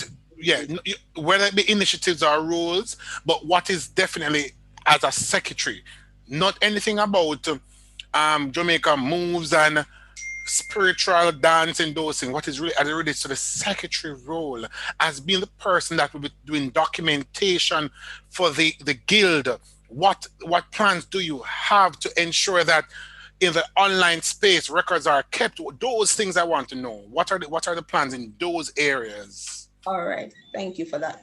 All right, so one of the plans that I did mention was the 24-hour response. That's one of the main one I have as a secretary, but also excellent record keeping. That is something that is probably the most important thing as a secretary. And I think that I know that I will keep the document up to date by using organizers, publishers, and all of those platforms to keep things together and updated.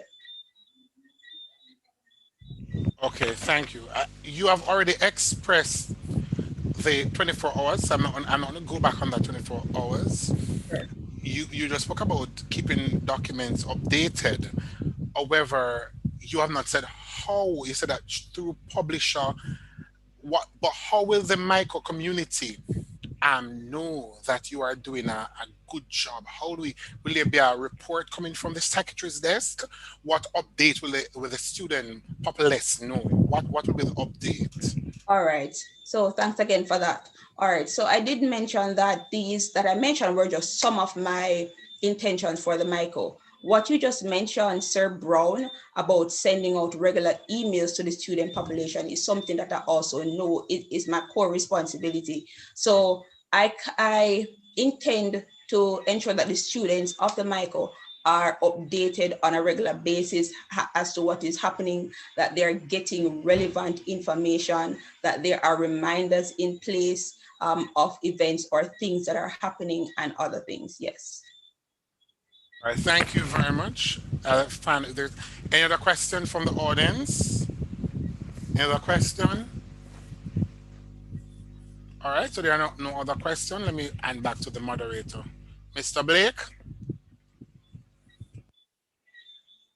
Thank you very much, Mr. Brown, and thank you very much, Mr. Trustee, for being here.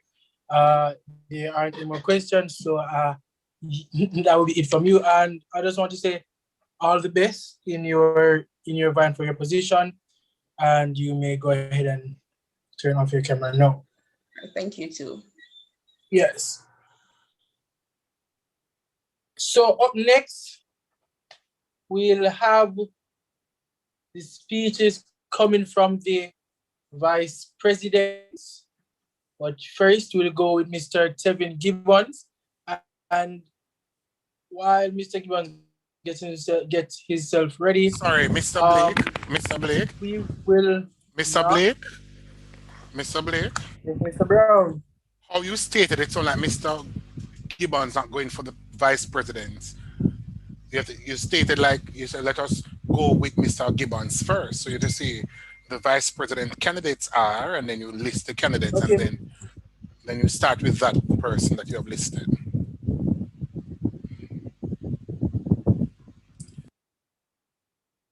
Okay, thank you very much. Thank you very much, Mr. Brown. Okay, so as we were going, the candidates going for the position of Vice President or second Vice President are Mr. Joshua Brown and Mr. Tevin Gibbons. So at this time, we'll be calling Mr. Tevin Gibbons. And as I would have seen in the chat, no, we are not taking a break at this time. Miss Wilson, we won't be taking a break at this time. Just a reminder Call that Mr. Gibbons. Just a reminder that any recording of sound, voice, vocals, singing, words that is used throughout this Zoom platform, we don't own the right to it. Please. I just want to make it known so that for YouTube purposes, we have to make it known that whatever recordings played throughout, that we don't own the rights to them.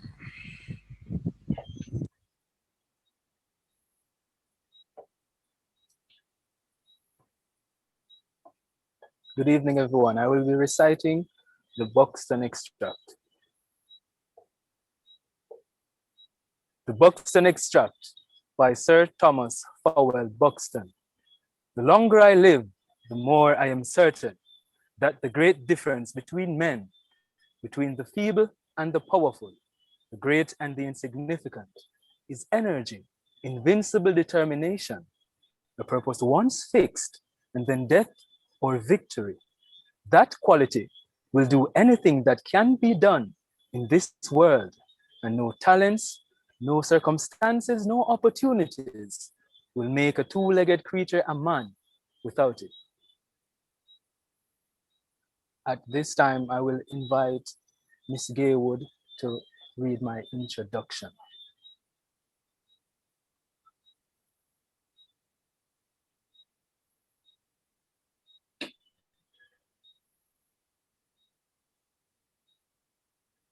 Ms. Gaywood, are you there?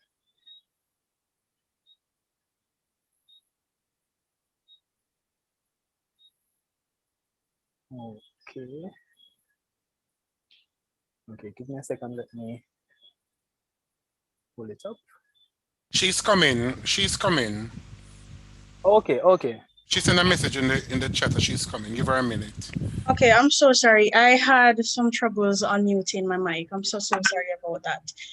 All right, so Tevin Gibbons, last of 9 children for his mother, a friendly and considerate young man, Mr. Gibbons came to realize the great potential in him as a young man growing up, as he would quickly grasp what he was taught and what he enjoys doing. Born on the 14th of August, 1996, Tevin grew up in a Christian home in the rural district in St. Andrew. Tevin attended the Oberlin High School, where he excelled in his academics as well as the performing arts. Now at the Micah University College, Tevin Gibbons is a third-year industrial technology student majoring in construction. Mr. Gibbons loves to be involved and quickly gets involved in activities where he can serve and perform. As a result, Mr. Gibbons has served in countable responsibilities and positions of leadership where he has represented the Micah. He desires to make a good impact wherever he goes. Mr. Gibbons is a leader, and over the years, he has learned and continues to improve as a good leader should. It is his desire to reach his full potential and to be exemplary to other young men. Mr. Gibbons is also a youth leader in the Scout Association of Jamaica. The association through its program engage youths in outdoor activities, safety skills, and informal education. Tevin enjoys being around friends and family, watching argumentative discourses, writing poetry, having a variety of well-cooked food, and learning. Besides from becoming a teacher, Tevin dreams of traveling the world. So this is from Proverbs 4, verse 7. Wisdom is the principal thing. Therefore get wisdom, and with all getting understanding. Thank you very much for that, Ms. Gaywood. Mr. Chairman, my fellow candidates, my fellow Myconians, and visiting viewers, good afternoon. I am delighted to stand here behind my screen to announce my candidacy to be the next Guild Vice President. Our current student leaders were the first to chart governance over the online platform. I experienced how tedious it was to lead in the virtual space, and I know they have done a commendable job in representing our concerns. And I want to say thank you on behalf of the students whose lives you have helped with your exemplary leadership. And now it is time for them to pass the mantles to the next group of student leaders, us. And with your help, I want to take part in leading the way forward to maintain our school spirit and culture. Now, I want you to understand the portfolio of Vice President. Simply put, these are three of his main responsibilities. One, the Vice President is responsible for aiding with a smooth run of the orientation process. Two, the Vice President is responsible for the social development of the institution. This means he should help and promote students' well-being and well-roundedness so they can reach their full potential.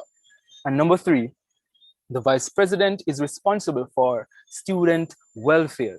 This means investing in students, especially those who struggle financially or mentally.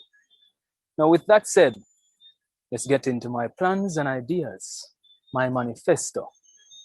Now, I have three main objectives that I would love to achieve as your VP.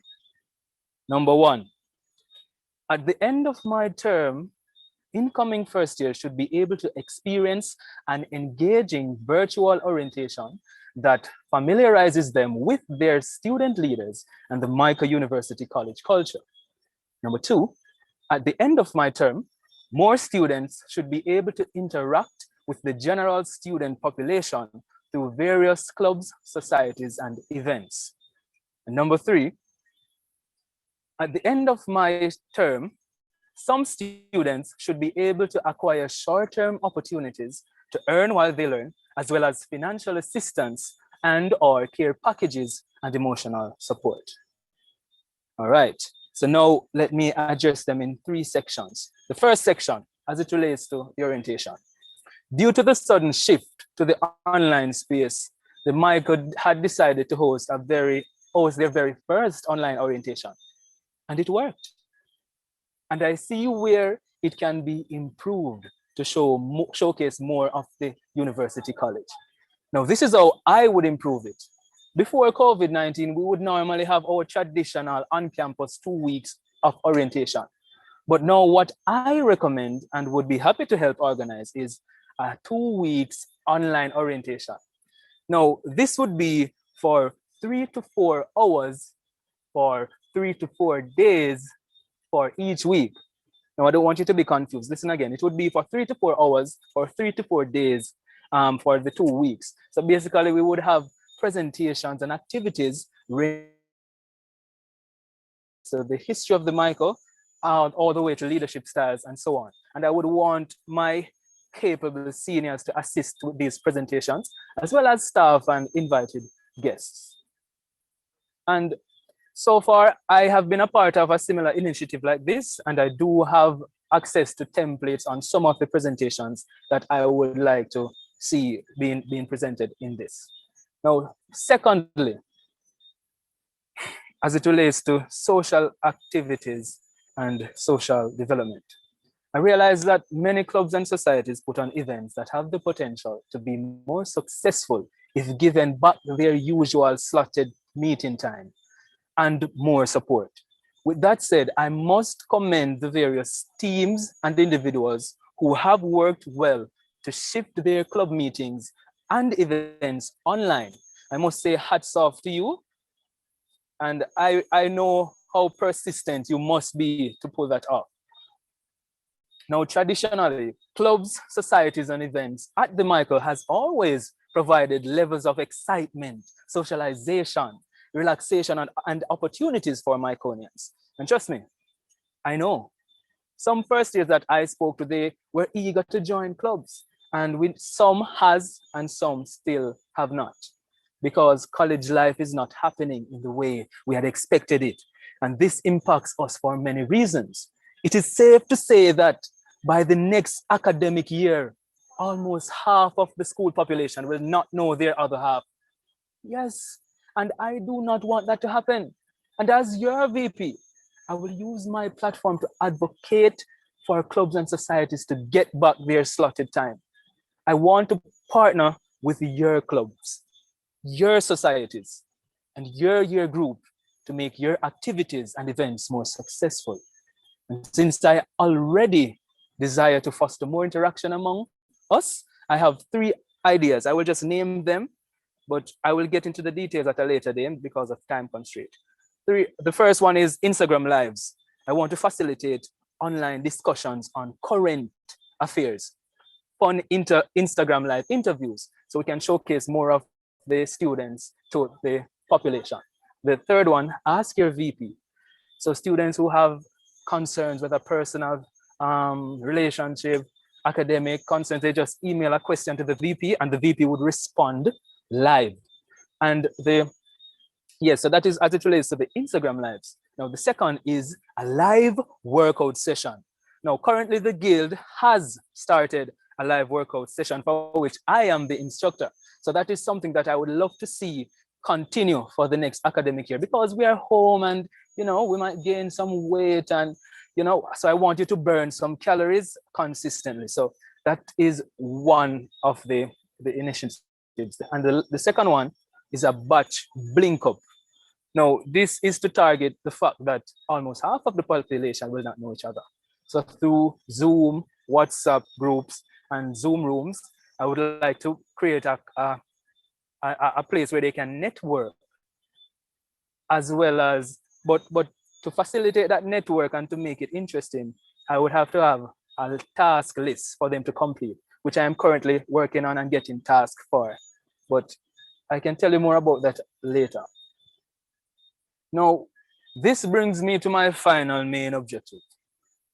We are aware of the potential reduction to financial access, increase in personal stress, troublesome internet access, and having an outgrown dress.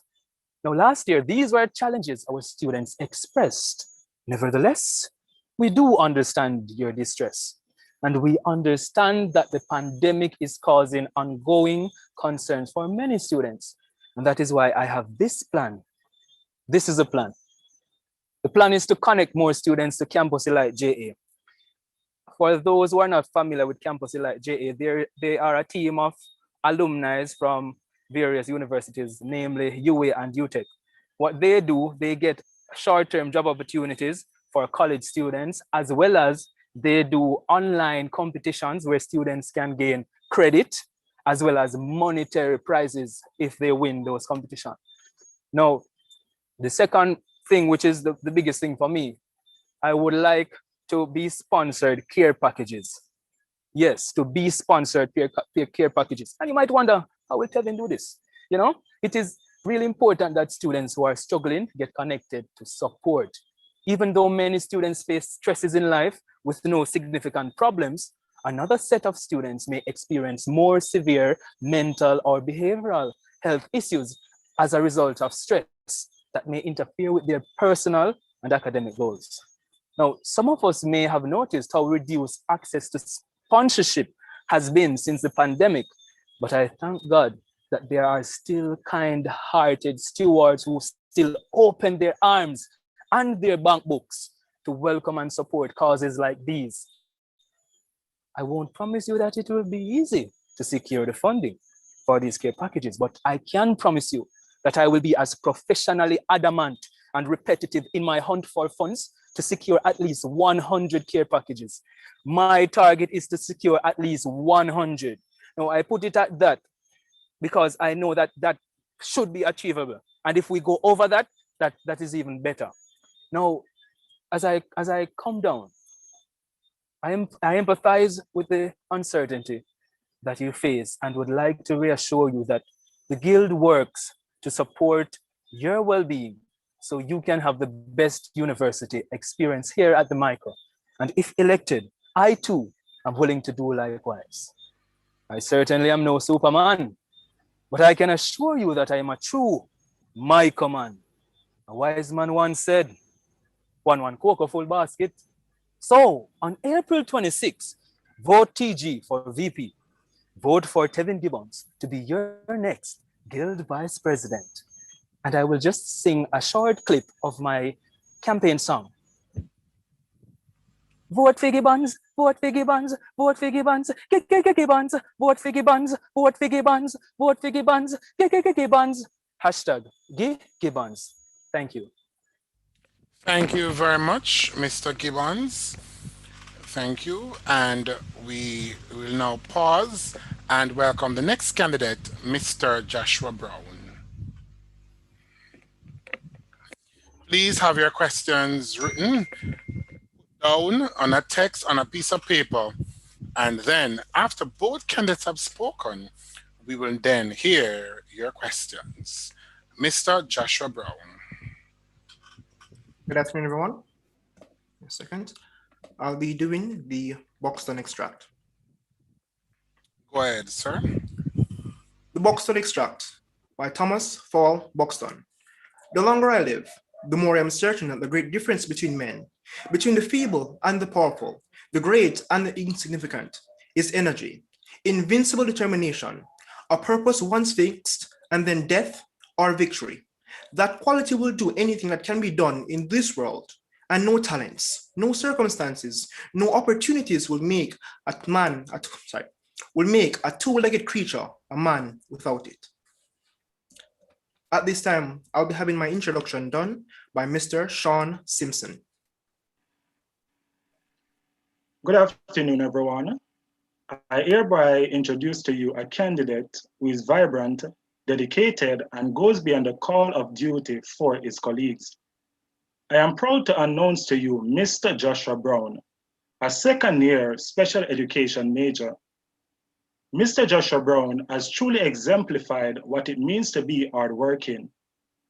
A few words to describe him are creative, sociable, resourceful, determined, hardworking, and above all, multi-talented. The joy, commitment, and passion Mr. Brown has for the roles he has undertaken are truly exemplary. He manages work and school while maintaining his academics with a GPA above 3.0. I am certain that his lecturers and friends can attest to the work he has done, in addition to his supportive nature. He has held numerous offices from his high school days, from house captain to students' council rep to head boy. Upon entering the MICA, he solidified his position as male class representative for special education. He was an active member in the University and Colleges Christian Fellowship while volunteering at a primary and special education school as an assistant teacher. Mr. Brown went above and beyond for his students and was featured in the book entitled Yes, They Can by Dr. Clara Ricketts for his dedication towards students with special needs. Mr. Brown made history as a first-year student who held a core office on the Guild of Students. He served with humility and pride in the office of spiritual coordinator while developing programs such as the 60 Minutes of Worship podcast series and the JRB Movement PowerPoint and designing session. His supportive nature extended beyond his office by assisting other Guild members in completing their duties and events. Currently, he is the president of the MICA University College CKI Club. I can inform you more about him.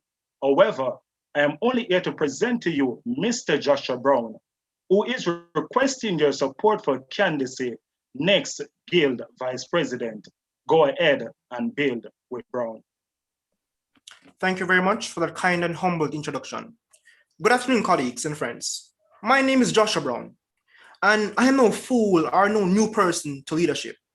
I'm not going to bore you with a long, lengthy manifesto that is unachievable.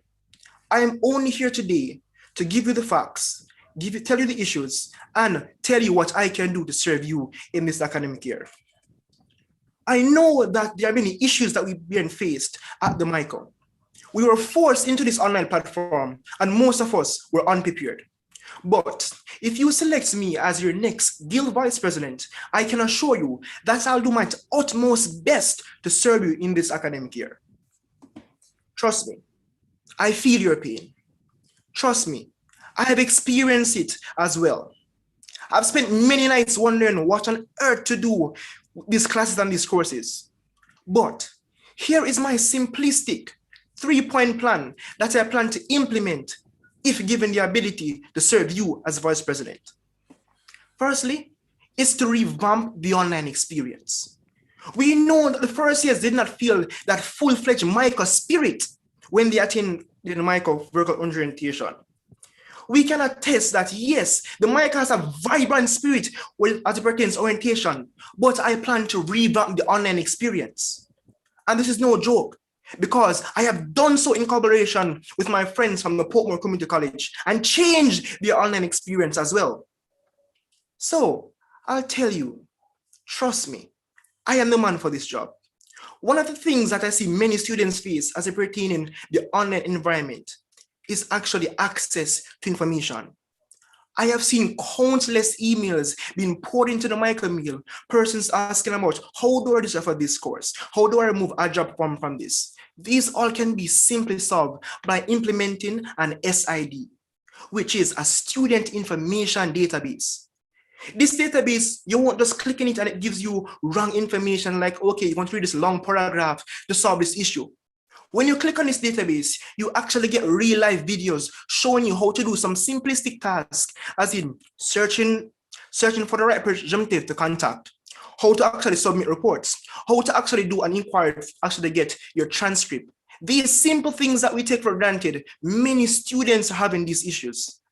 One of the main things I plan to do for actually upscaling and revamping the online experience is to have upscaling sessions. This is the same thing as my initiative with the JRB initiative, in which I saw it fit that at this time, 4th year and 3rd year students were already struggling with the online platform. So I took the initiative to keep a PowerPoint and Google Classroom designing sessions to help these 3rd and 4th years. I plan to extend that program because I've collaborated with the Institute of Law and Economics to actually have trained persons come in and train these students how to effectively teach online at no additional cost. One of the other things I really want to do to revamp the online experience, I believe that students of the MICO should teach students of the MICO. Many of us here have the ability, have the tenacity to actually do great things. Imagine, you have a lot of first-year students who have reached out to me. They say that, you know what? Hey, I can do PowerPoint designs. I can do this, I can do that. But I don't have the platform to promote the ideas that I can bring to the table.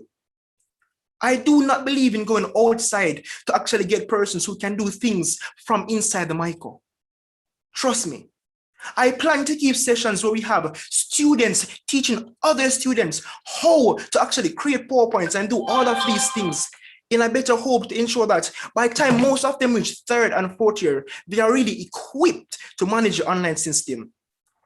Another thing that I actually realized that there's been a lot of emails sending in the MICO mail about financial issues, persons launching businesses. What I plan to do, I actually partnered with the Institute of Law and Economics to actually host a business launch in which they will actually fund students creating their own businesses.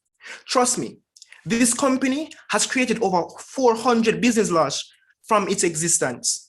And they have told me that, yes, they are guaranteeing that, yes, they will partner with MICO to actually help these students to look and help them create their own initiatives at the MICO.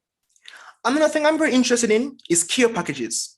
So I reached out to Grace Ministries and they gave me their full confirmation that they will be aiding the students of MICO in care packages such as data packages, in addition to household items and food. I know that there are many needy MICO students out there. And for me, not all of us are on scholarship, for I am not. So I am telling you today, my students, I'm telling you today, my colleagues, that I have made the plans. I have reached out to even the Kiwanis clubs and Digicel and got the confirmation to actually help these students. Trust me, I can tell you one thing I believe is student engagement. And one of the things I've planned is mental health and wellness seminars, online teaching and training seminars, where students will be actually showed and getting resources of how to effectively teach online. One of the things I'm also passionate about is voluntary hours. I believe that most of the clubs and societies hold wonderful voluntary hours and voluntary events that the students can actually reach to and strive to. From me in a Circle K club, I've achieved more than 300 hours already.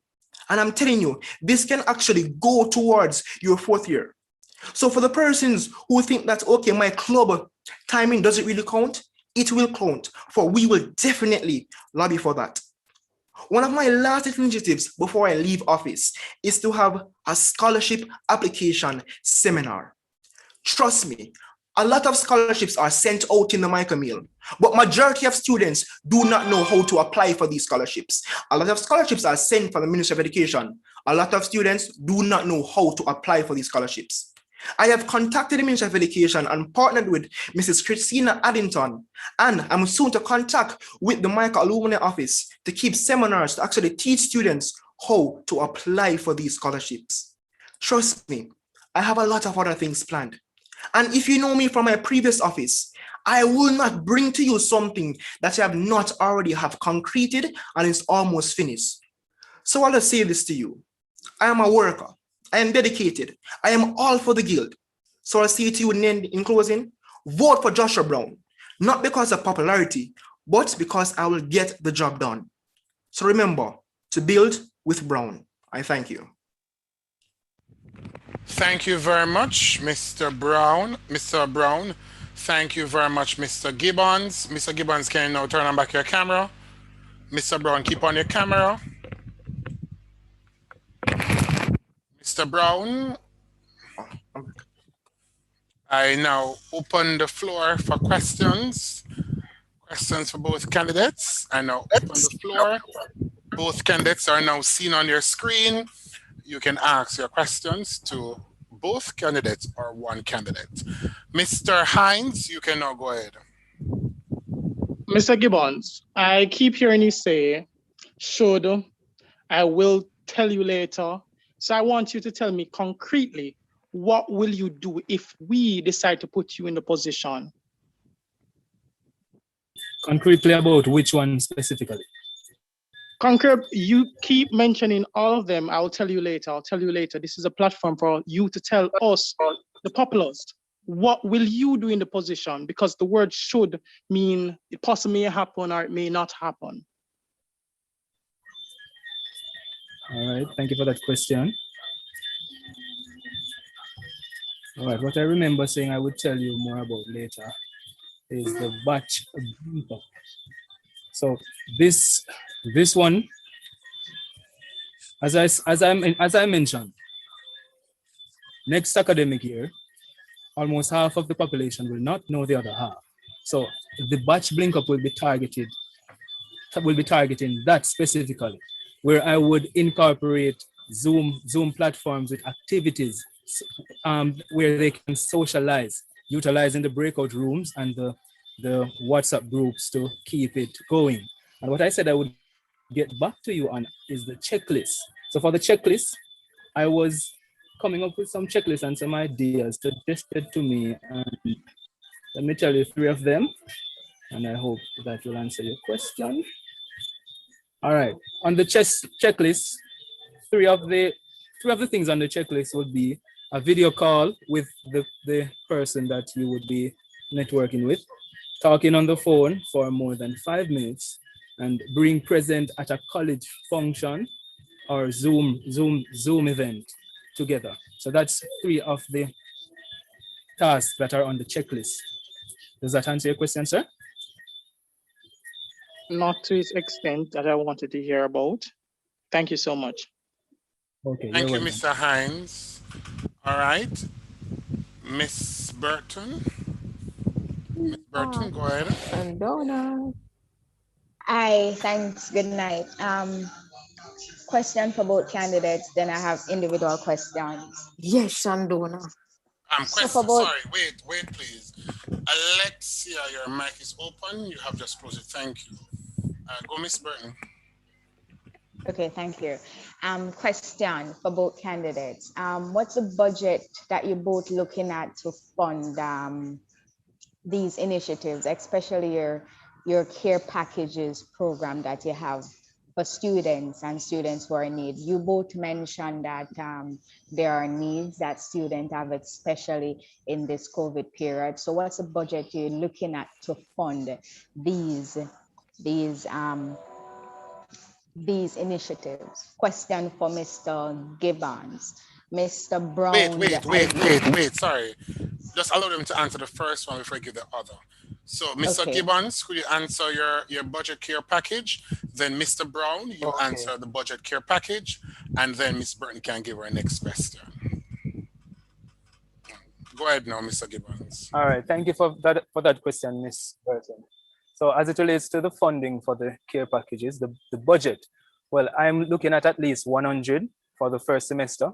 I have not specifically worked out the budget as yet, but I would be happy to share it with you whenever I do that. Thank you, Mr. Gibbons. Mr. Brown? As it pertains the budget for me, I'd say the budget roughly 115,000. Bear in mind, I actually have committed organizations who are actually willing to pour in their funds. So majority of the funds would not be coming from the Guild of Students or the MICO itself. And as for a detailed budget, when I get the time, that will be published as well. All right, thank you very much. Ms. Burton, do you want to have your follow-up question now? Yes, please, thank you. No problem. So question for Mr. Brown. Mr. Gibbons identified that his target is 100 care packages, and you have identified that your budget is 115,000.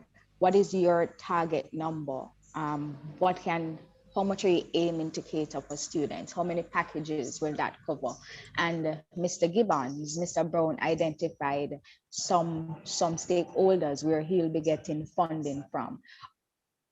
Have you already tapped into where your funding will be coming from, as outlined by Mr. Brown, where he stated a few organizations that he would have already reached out to, which makes it a little more practical. So for practicality, could you just share with us like where you'll be getting your funding from, and which organizations you'll be partnering with, and Mr.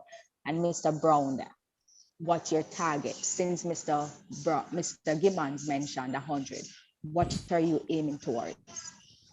All right, so therefore, Mr. Brown, you start to answer the question with the target, and then Mr. Gibbons, you'll respond with your personnels and institutions. Go ahead, Mr. Brown. Okay, so for my target, I'm going to be completely honest with you.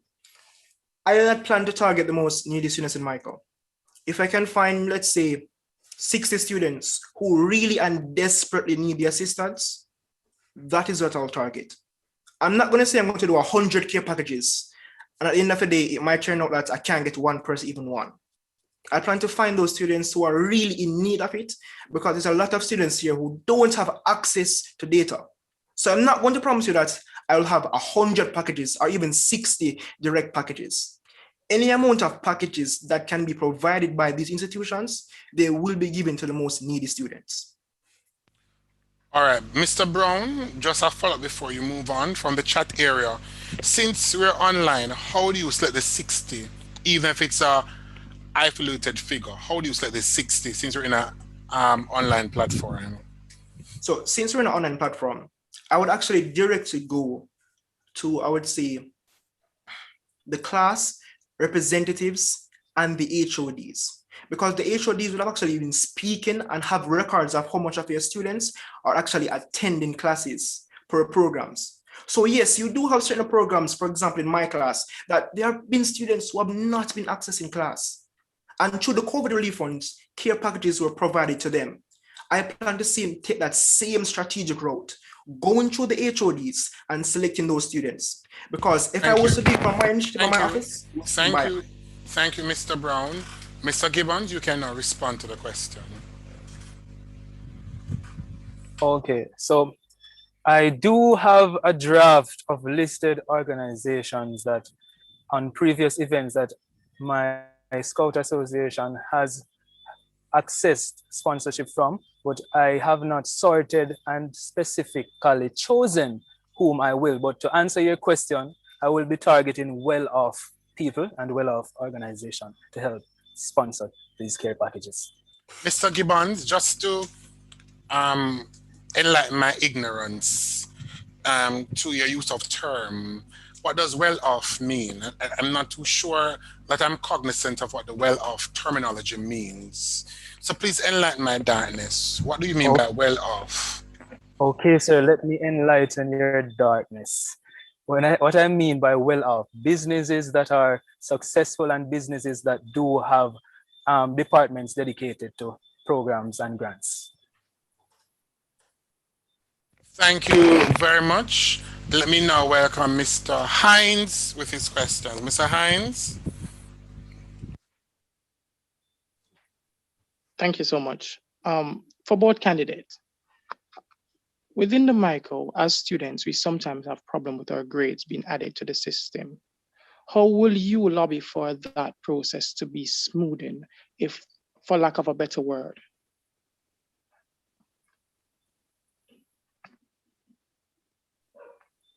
Would you like me to repeat?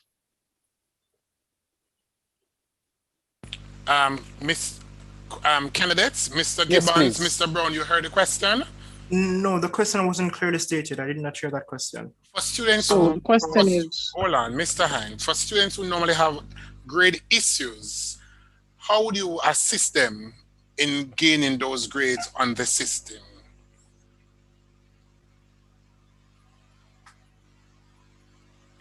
Okay, I'll take it first.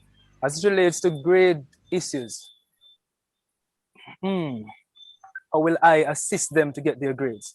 Well, I do not have control over the system and getting grades up, but what I do recommend is that you have proof of your coursework and proof of your coursework grades, just as a reference for whenever a situation like that arises, so that you have all the proof where you cannot be told that you did not do something when you have proof. So that's what I would recommend, that you have all the proof that you need. Thank you, Mr. Gibbons. Mr. Brown?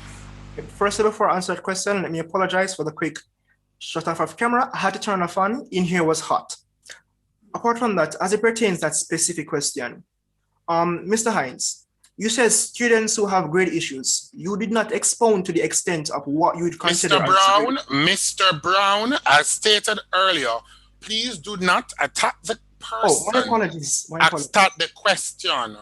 So please answer the question as stated, just like Mr. Gibbons did. Please, no thank problem. you. So as it pertains to grade issues, if it falls in the category of a missing grade, I'd suggest therefore the proper procedure and actually reach out to the lecturer. And if the lecturer is not able to actually sort out that issue, the best step would actually be to bring to their dean of the department.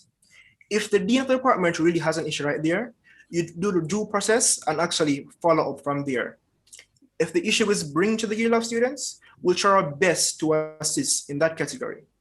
If it's a case where students now fail a course and like to do a makeup course to actually change that grade, the best procedure to do that would actually have to be doing a course reset. So for those two options, if it's a case where the student is missing a grade on the system, I'd suggest they follow due process because there is a due process for that. If it's a case where they have failed a course, they'd have to do a course reset. Thank you very much. Are there any other questions, Mr. Hines? Do you have a different question? No, you have a next question? Okay. Any other question from the audience? Sir, check the chat. I'm looking at the chat. I'm not seeing it. Let me go. Yes, sir. I had asked the question earlier before regarding The Oh yes, SID oh that- yes, yes, I saw that question. Well, let me go back to it. It is directed to Mr. Brown. To Mr. Brown, isn't there an automated message when the transcript department is contacted via email giving clear instruction? Does it not already take care of the SID you plan to implement? So to answer that question, well, thank you very much for that question. What the SID really is, it's not just for transcript inquiries. It's for common inquiries that are normally made to the MICO.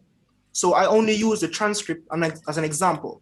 What I really mean is that, for example, some of the students cannot go to the proper way to actually do course selections.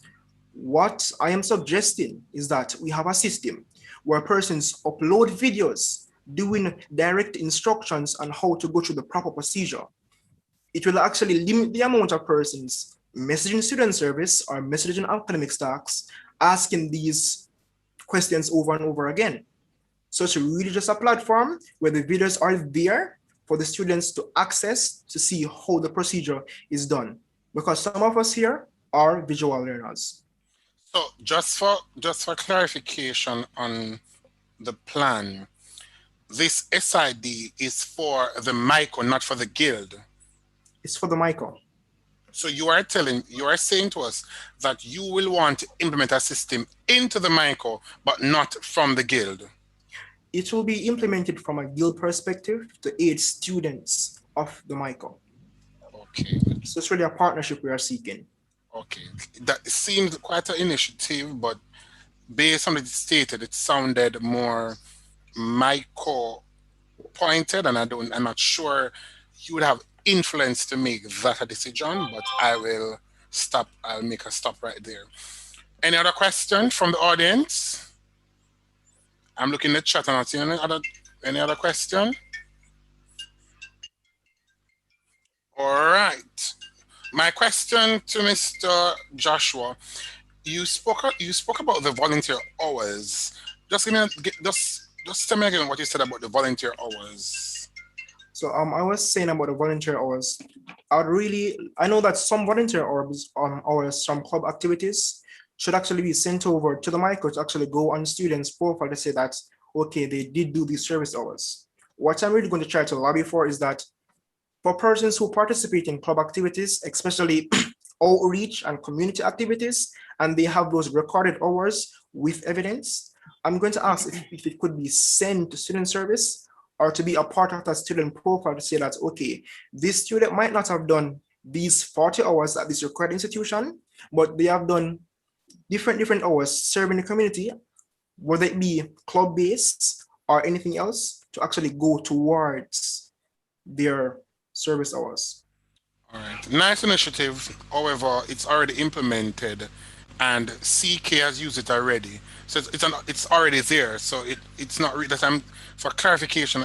I was listening for something new, but it's actually already done by the department, and Circle K and Rotary Club and all the other clubs have used it before. So that is not really new initiatives. So I just wanted to hear the clarification as you made mention. Mr. Gibbons, you have spoken about the Instagram live and speak to the VP and all those, come and speak your mind. How often would this be done? And how would you manage the information being channeled through Instagram?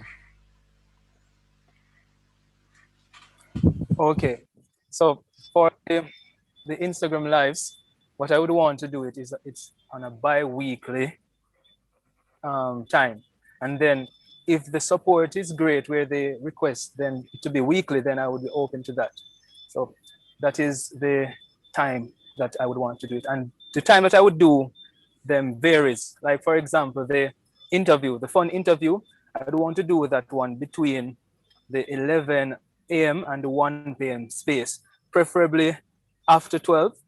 That time is where I would want to put that one. And the one about the discussion and the ask your VP, those I would do like in the nights, like 8 p.m., 7 to 8 p.m. around that time. Okay. You also spoke about the initiative of the orientation, but it's not clearly explain to us? Could you just quickly explain, and I'll go also to Mr. Brown, just to give us a greater understanding of what your plan for orientation? Okay, sir. Thank you for that question.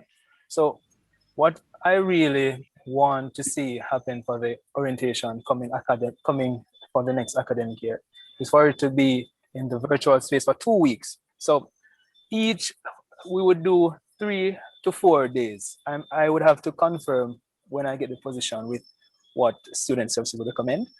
But I'm looking at 3 to 4 days, and each day, at least 3 to 4 hours, preferably in the afternoon.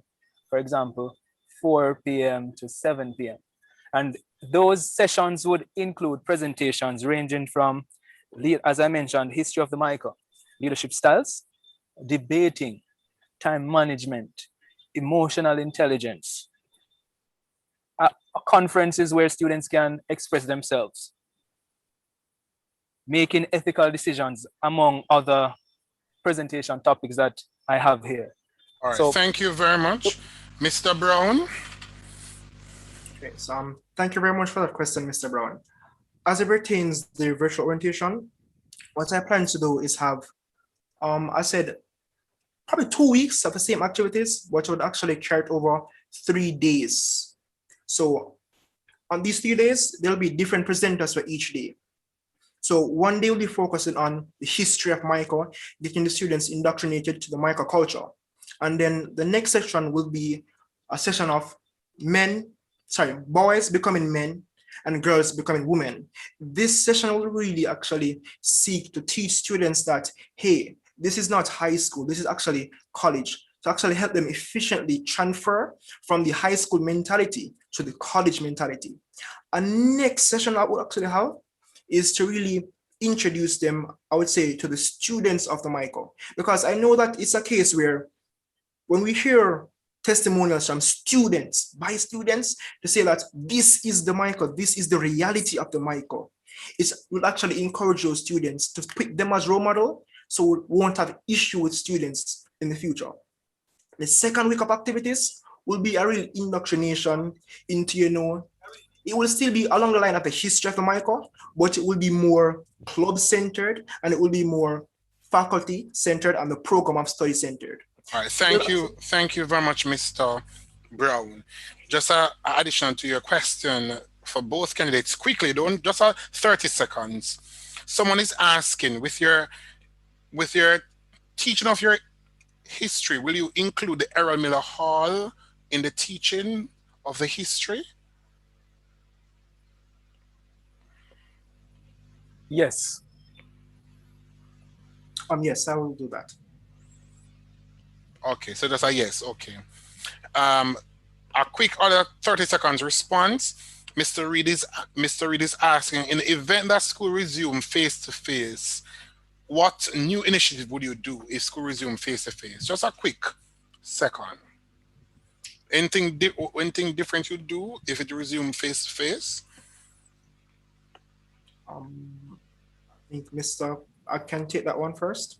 Go ahead, Mr. Brown. So one of the new initiatives that I plan to have is an upscaling skill bank, where we have external persons actually come into the MICA campus to present to students on new enhancements in teaching, and just sometimes some sometimes some skills that can actually enhance their teaching degree. All right, thank you very much. And then Mr. Gibbons. All right, thank you for that question. You know what I think? I think if we resume face-to-face, that will be the ultimate social development being skyrocketed. But no, I don't have any new initiatives that I would implement in a face-to-face environment besides from the traditional ones. All right, thank you very much, gentlemen. Thank you very much. All the best in your campaign. Thank you very much, Mr. Gibbons. Thank you very much, Mr. Brown. I just need to address two things. One, let me just address two things. One, I'll remind candidates that you also need to be aware of the constitutions the Constitution and what it states as relates to the office.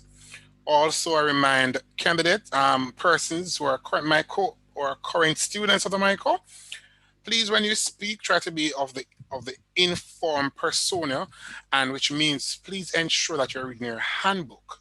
So some of the things that we're speaking about, they're related in the handbook. Persons are making comments about defined things, but things are already stated in the handbook and has been repeatedly said at General Assembly, and also mails have been sent. So please ensure that you're up to date and you are not saying things that are not accurate.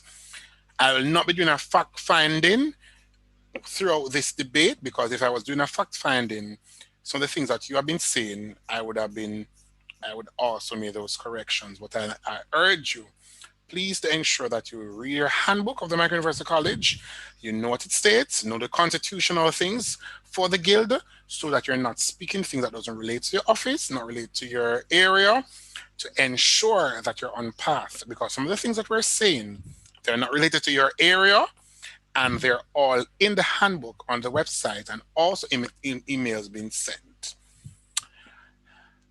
We now have the Madam Senior Lady Representative who is coming to make her presentation. Let's welcome Miss Paula Samuels. Miss Paula Samuels, are you here? Yes, I am, sir. All right. We're not seeing you. Okay. This is your introduction or your speech being shown? I'm about to do the speech. Permission to sit? Sorry. You have to stop sharing first. Okay. All right. So you're going to do the Buxton extract or the Michael University College pledge? Permission to sit. Yeah, but I'm not hearing you. Which one are you doing? The pledge or the Buxton The pledge. extract? The pledge, sir. All right. Thank you. So permission granted for you to be seated, but you need to still do the hand raise. After. You can now go ahead and repeat the Michael University College pledge. The Michael University College pledge. I promise on my honor that I will obey all University College rules and submit to the discipline of the University College as exercised by the President, his staff, and the student officers whom they recognize. I promise that my appearance and conduct outside as well as inside the University College precincts will be such as will enhance the highest traditions of the Michael. I promise that I will do all that is in my power to raise the standards of the University College in conduct as well as in work and games. I promise that I will never, by word or deed, try to lower the standard of any other student or make it harder for him or her to maintain his or her ideals. I understand that the directors will require me to leave the University College at whatever stage of my course I may have reached. If they are satisfied for any reason that I am not making sufficient progress or I am in any way unfit to remain a student or become a teacher, I promise to abide by the decision of the directors and to accept it as final. Thank you very much. At ease. Let me now invite your personnel who's going to do the introduction. I now call upon Ms. Shamiki Goldbread. Paula Samuels was born in the attractive parish of Westmoreland. She's specifically from the Big Bridge district, where she lives with her mother, father, and little sister. She attended the Savannah Lamar Primary School, where she graduated and later attended the Godfrey Stewart High School, where she was given the opportunity to become a prefect for 3 years. And later she was appointed head girl for the years 2015 to 2016. She served willingly and faithfully. At the Godfrey Stewart High School, she received the Wayne Wallace Trophy for outstanding leadership and another award for outstanding for being outstanding in English language. She successfully obtained 8 CXC subjects and was the vice president and secretary of the school's choir. She always she was a proud member of the 4-H club and ISCF club. A few years later, she decided to attend the Frome Technical High School, where she completed sixth form and attained 4 CXC passes. She is currently a third-year student at the Michael University College, pursuing a bachelor's degree in primary education. Just to tell you about her personality, she loves to sing, dance, and socialize with friends. At the Noble Institution, she was awarded for being most outstanding first year in UCCF, where she was also appointed secretary. Additionally, she was the first, second, and third year representative on the Guild of Students, and on the flip side, she's a vibrant member of the school's choir. Persons have described her as being diligent, kind, caring, jovial, determined, dependable, and having an awesome personality. She works quite well, collaboratively, and under pressure. She is people friendly and she loves to socialize with others. She is a proud Christian and she is passionate about advocacy for students. She has various experiences in volunteerism, which includes robotics, championship for FHC. She is a certified lifeguard and is willing to fight for the needs of all students. I now introduce to you Miss Paula Samuel. Thank you so much, Ms. Goldburn. I'll now present my screen. Mr. President, Madam Senior Lady, Mr. Vice President, other members of the Guild Council, lecturers, colleagues, ladies and gentlemen, pleasant evening. My goal as the next Madam Senior Lady is simple. I want to create an environment of unity among students who I will assist with becoming more empowered, well-informed, and well-rounded individuals. And of course, my plans are all catered to this development being initiated. There are many ways in which an environment of unity which would be of benefit to you. Let's start with a quote. Alone, we can do so little. Together, we can do so much, by Helen Keller. That speaks for itself. By uniting and having a common ground, especially during this pandemic, which has caused us to be away from the physical precincts of the Michael, we will be able to achieve great things that we would love to see happening in the Michael community, especially academically. Through unity, we are able to uphold the standards that were set by those before us and celebrate those efforts through the good representation of our institution, both locally and internationally. During my 9 months in this post, I will schedule and prepare myself for the execution of the following initiatives: Monday Motivation Initiative, Teach It Initiative, Outstanding Achievement Award Ceremony, and the Senior Lady Grant. Motivation awakens excitement, happiness, positive expectations, and energy. This is what I hope to achieve with the Monday Motivation Initiative.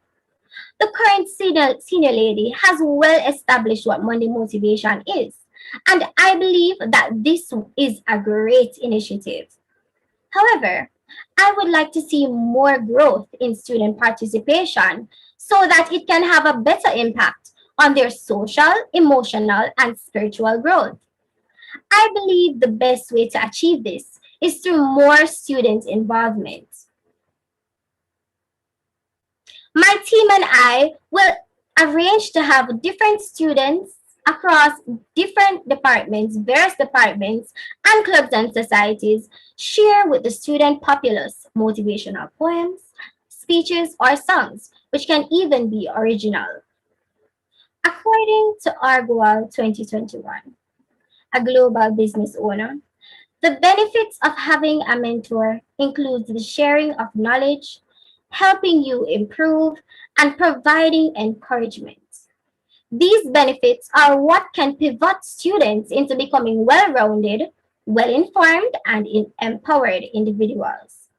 It provides benefits for the mentor themselves as well as the mentee.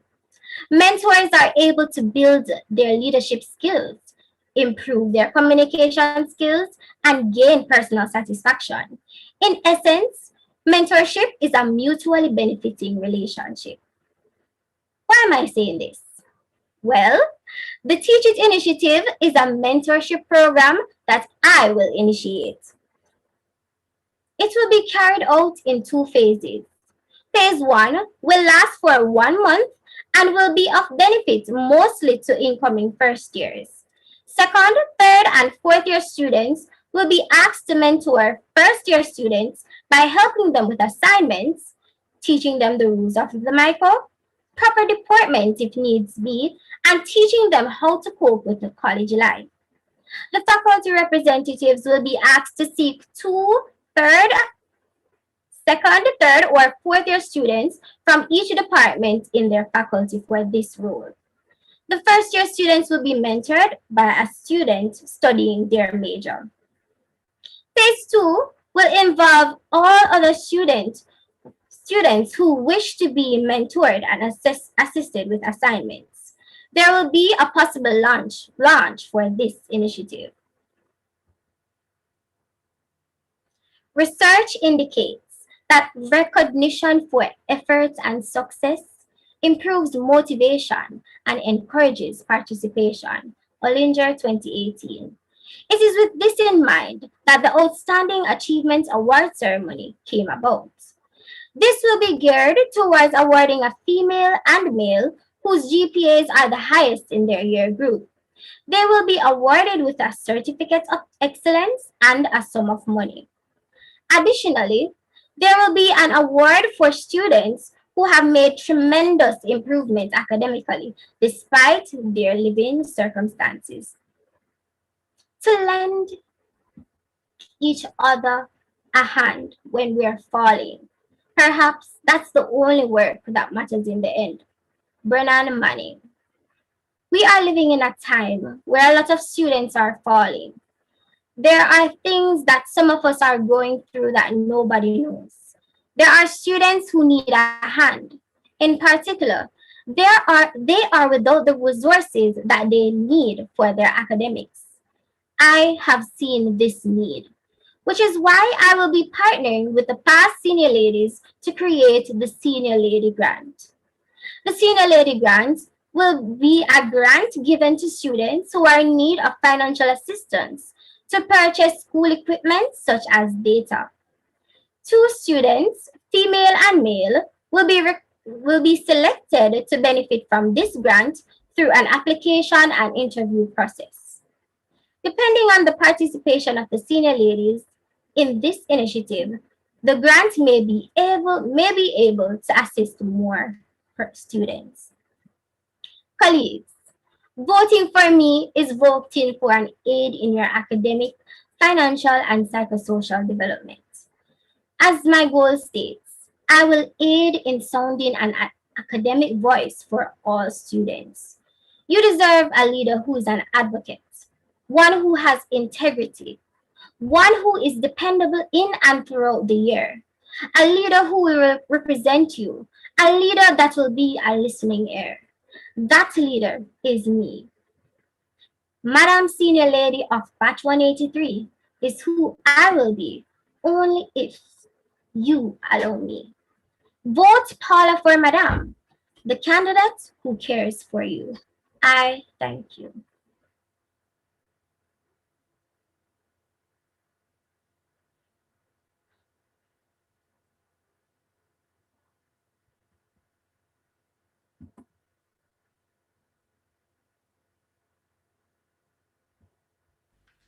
Thank you very much. Thank you very much. Any question? Any questions? Any questions for the madam? Seems there's no question. If there's one question that has come so far. Since we're online, what is your technology skills that you can bring to the guild to reach to the persons? What's your technology skills? Okay, thank you for that question. So technology skills, I'm able to do good PowerPoints because I've been using them in classes. So yes, I have become, being at the Michael, I've become well able to do brilliant PowerPoints for students, especially my first year students who I'm really looking forward to meeting and so on for when I get the position. If I get the position, when I get the position. All right. So yes, that is one of my abilities. I would say I know how to use the Zoom platform, to host a meeting for those students as well. Especially to help with my different initiatives as well. So I'm able to do that. Any other? All right, let me move on to, there are two questions buzzing. So I'll take Miss Danville first. Go ahead, Miss Danville. Okay, good evening, everyone. Okay, so she mentioned that a mentorship program, but doesn't student services? Who is she? Miss Paula Samuels. Okay, all right. So you're Yeah, talking so she mentioned a mentorship program, but doesn't the student services already have a teaching program that does exactly what your initiative would aim to do? And I know that the current president is also working on a similar initiative. Definitely. So what I plan to do is, if it's there and it is still booming, especially in the online environment, I plan to liaise with the person who is in charge. And I think that is Miss Chambers, because I remember in first year she was telling me something about it. So the same mentorship program can basically be, I can provide my ideas to help with that initiative that is going on, and give my ideas, especially about this mentorship program. Okay, thank you so much for that response. I have a follow-up question with regards to another one of your initiatives. And that is what was it again? Give me a minute. All right, let me take Miss Burton in the meantime. Miss Burton, go ahead. Night, thank you so much. Hi, Miss Samuels. Let me just commend you. You have eloquent tone. I love what your plans are. Quick question. In your position as Madam Senior Lady, what are your plans to empower females on campus? As globally, we're seeing where females are now being victimized increasingly. There is a conversation around violence against women, ending period poverty, etc. What initiatives do you have in place to ensure that micro females become functional, well, effective, rounded women of society? Thank you so much for that question. Oh, you're not finished. I said, and all the best going forward. Okay, thank you very much. Thank you so much for that question. Now, to be honest with you, I had a lot of plans. One of the plans were to have an employment session specifically for females, that would basically go towards empowering them to provide speeches from females that may have experienced hard times, and empower them, motivate them as females so that they can know that they are valued and they are worth it, and despite everything that is going on in society, they are cared for, and that their voices must be heard. So a part of my plans were definitely an empowerment session that would be geared towards that. The Monday motivation as well can be somewhat geared towards females at some point in time, because depending on the situation, I would ensure that my themes for the Monday motivation is geared towards helping those females as well. So definitely it would be a part of it. Hope I Thank you. answered your question. Thank you very much. Let me now acknowledge Mr. Samuels. All right, thank you, and good evening, Miss Samuels. All right, so what I wanted to ask right now at this point is that I heard a similar initiative rather in regards to the mentorship program. All right, with that being said, for 4th years, how would they benefit from this initiative? Because mainly when we hear about mentorship programs, people think about first and second years being mentored by third and 4th years. But I believe if I'm in the 4th year upcoming, then I need some support, especially for teaching practice. All right. So Definitely. that's what you cater Understood. to those individuals. All right, thank you so much for that question. All right, so which is why I said in the speech that mentorship goes both ways. It's a beneficial relationship. So 4th-year students that are going out, they can offer themselves for mentors. And with being a mentor, they are able to develop their communication skills and all those skills that a teacher needs to have. So definitely, they have their voluntary hours. I plan to liaise with the Student Services Department to ensure that the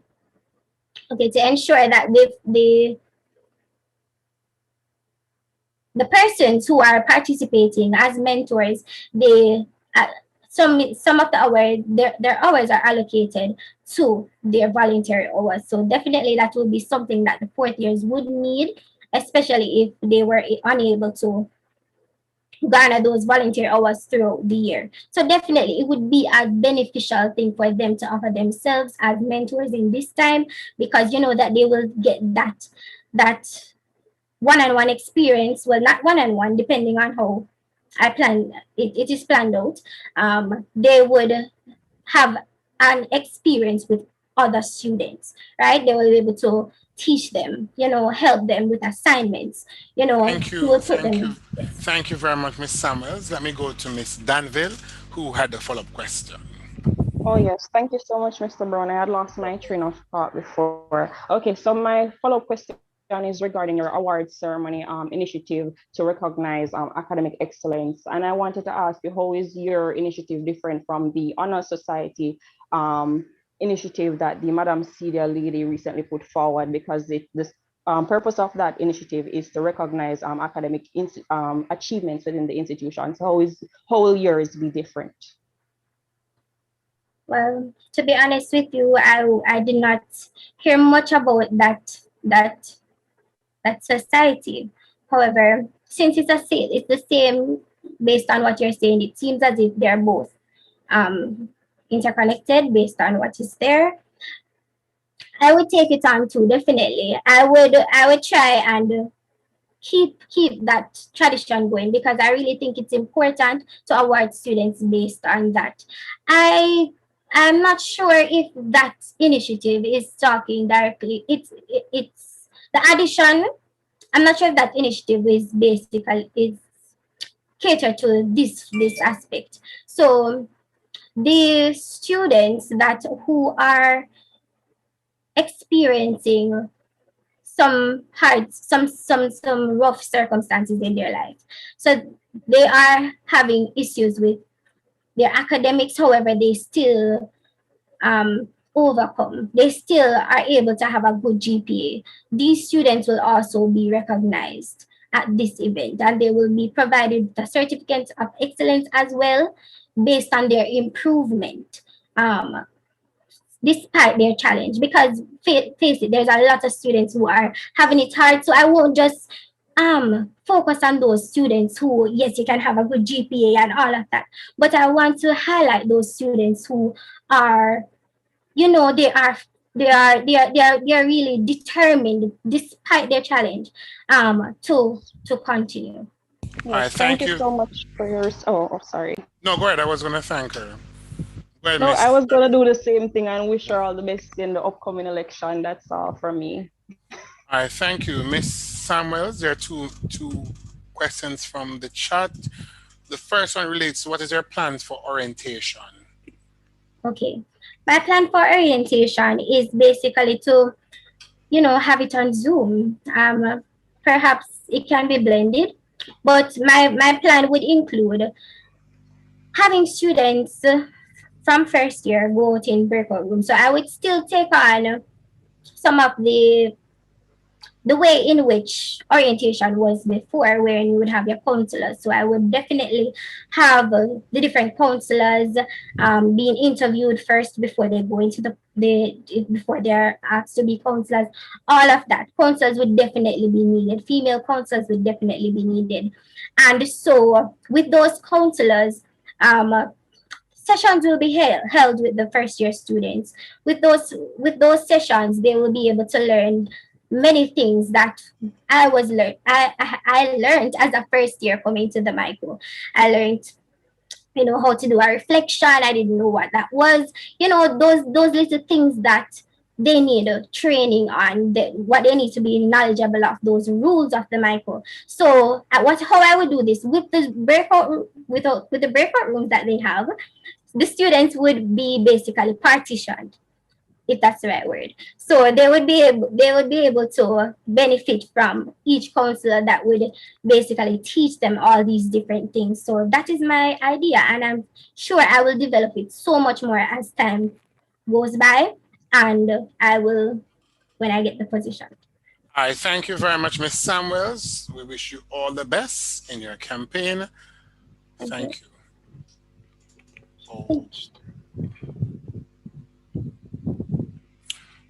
A question came in after we say thank you, but I'm going to ask that if you could maybe on one of your recordings, so on, address the question. Could Ms. Paula state or outline what contributions she have done over the years? So I think you need to kind of educate the micro populace about that. So I should answer that question now, Sir Brown? You could, yes, go ahead. If you just give us at least one contribution. All right. Oh, at least one contribution. Okay. Right. So for my batch in second year, I remember having a good money management conference which Mr. Kenton spoke about, which I was new to planning events and all of those things. Well, I've planned events before, but not like that. So I was able to have that conference with a number of my batchmates, and they were able to benefit from it. And yes, some persons will remember it. Yes. So this is something that I think it was one of my first initiatives, really. To I've been doing a lot of planning, but I hold that one very dear because that was my, that was the one, So yes. Good money management conference. I'm going to pretend that we know, because since you said we know so many times, we actually know what you think you want us to know. Thank you very much, Ms. Samuels. All the best. So we have heard from the vice presidents, we have heard from the secretary, the treasurer, the SRO, the PRO.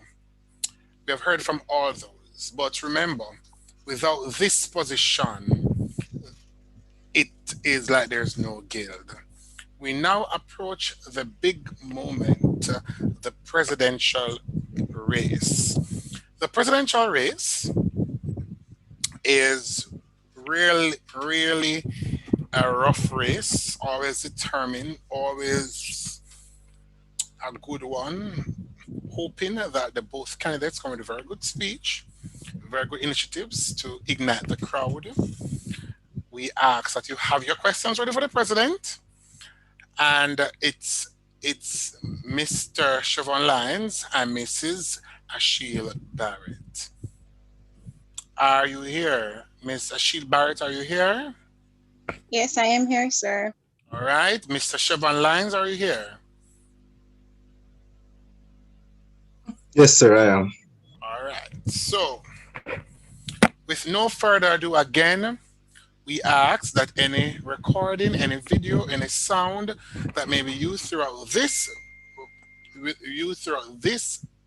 Zoom presentation, policy speech, the Micro University College of Science, we don't have a right to the sound that is being used. The rights are based on the artist. At this time, I'll now invite Miss Achille Barrett to make her presentation. Miss Achille Barrett. Yes, good evening, distinguished guests, hosts, members of the panel, members of staff, colleagues, and fellow candidates. So should I go ahead now and start with? Will you be doing a Buxton extract or the University College Pledge? The Buxton extract and permission to sit. Permission granted. You may now repeat the Buxton extract. Thank you. The Micro University Colleges Buxton extract by Sir Thomas Fowell Buxton. Wait, sorry.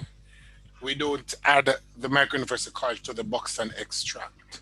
Okay, sorry. So we only introduce a pledge. So the Buxton extract. So don't add the Micro University College aspect. So that's the Buxton extract by Sir Fowell Buxton. Thank you, Mr. Brown. No problem. So the Buxton extract by Sir Thomas Fowell Buxton. The longer I live, the more I am certain that the great difference between men, between the feeble and the powerful, the great and the insignificant, is energy, invincible determination, a purpose once fixed, and then death or victory. That quality will do anything that can be done in this world, and no talents, no circumstances, no opportunities will make a two-legged creature a man without it. I now invite Mr. Roper to do the introduction on my behalf. Good evening, distinguished hosts, members of the panel, members of the staff, colleagues, candidates, and guests. Good afternoon. Mrs. Achille Barrett has always proven to be a woman who adapts easily to change and has the ability to think critically and creatively. She has shown that she is multifaceted via the many leadership posts she has held or currently occupies within her community and throughout her tenure at the St. Hugh's High School for Girls. These included being a member of the Hunts Bay Police Youth Club, the secretary of her community's youth club, vice president of the McCams PTA, a quiz member, forum captain, deputy house captain, student body prefect, and a member of her school's track and field team, where she has participated at the Issa Grace Kennedy Championship, both as a competitor and a volunteer. Mrs. Barrett was also a member of the St. Hugh's United Nations Junior Club, for which she was a speaker at their annual conference and a debate member for her school's key club, for which they secured second place at the national level. But her achievements do not end there. Mrs. Barrett was also her sixth form's event coordinator and held a similar position on the Interact Club's board, where she was responsible for the planning and execution of club events such as interclubbing and fundraising ventures. She has also re-established the St. Hugh's Octagon Club, for which she was appointed president and organized multiple events such as a school reform project where trees were planted across the school, and the after-school project, where homework assistance was provided to students of the Learning Center. Even after being heavily involved in many clubs and societies, Mrs. Barrett graduated with 9 CSEC subjects, 8 1s and a 2, as well as 10 units at the CAPE level, to total 19 subjects. She had entered high school as a Peter Stewart Scholarship Fund recipient, and then entered the Micah University College as an MS TVET scholarship recipient and boasts a 3.5 GPA.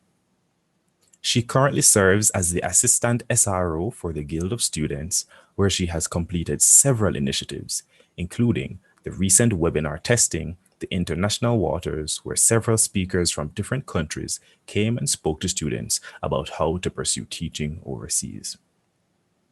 She also occupies the role of First Vice President of the Micah Circle K International Club. Mrs. Barrett has continuously proven to be a woman of outstanding character who is tenacious, hardworking, a critical thinker, and a bearer of results. Ladies and gentlemen, please welcome your candidate for Guild President for the academic year 2021-2022, Mrs. Ashiel Barrett. Thank you very much, Mr. Roper, for that introduction. And I just want to say good evening again, everyone.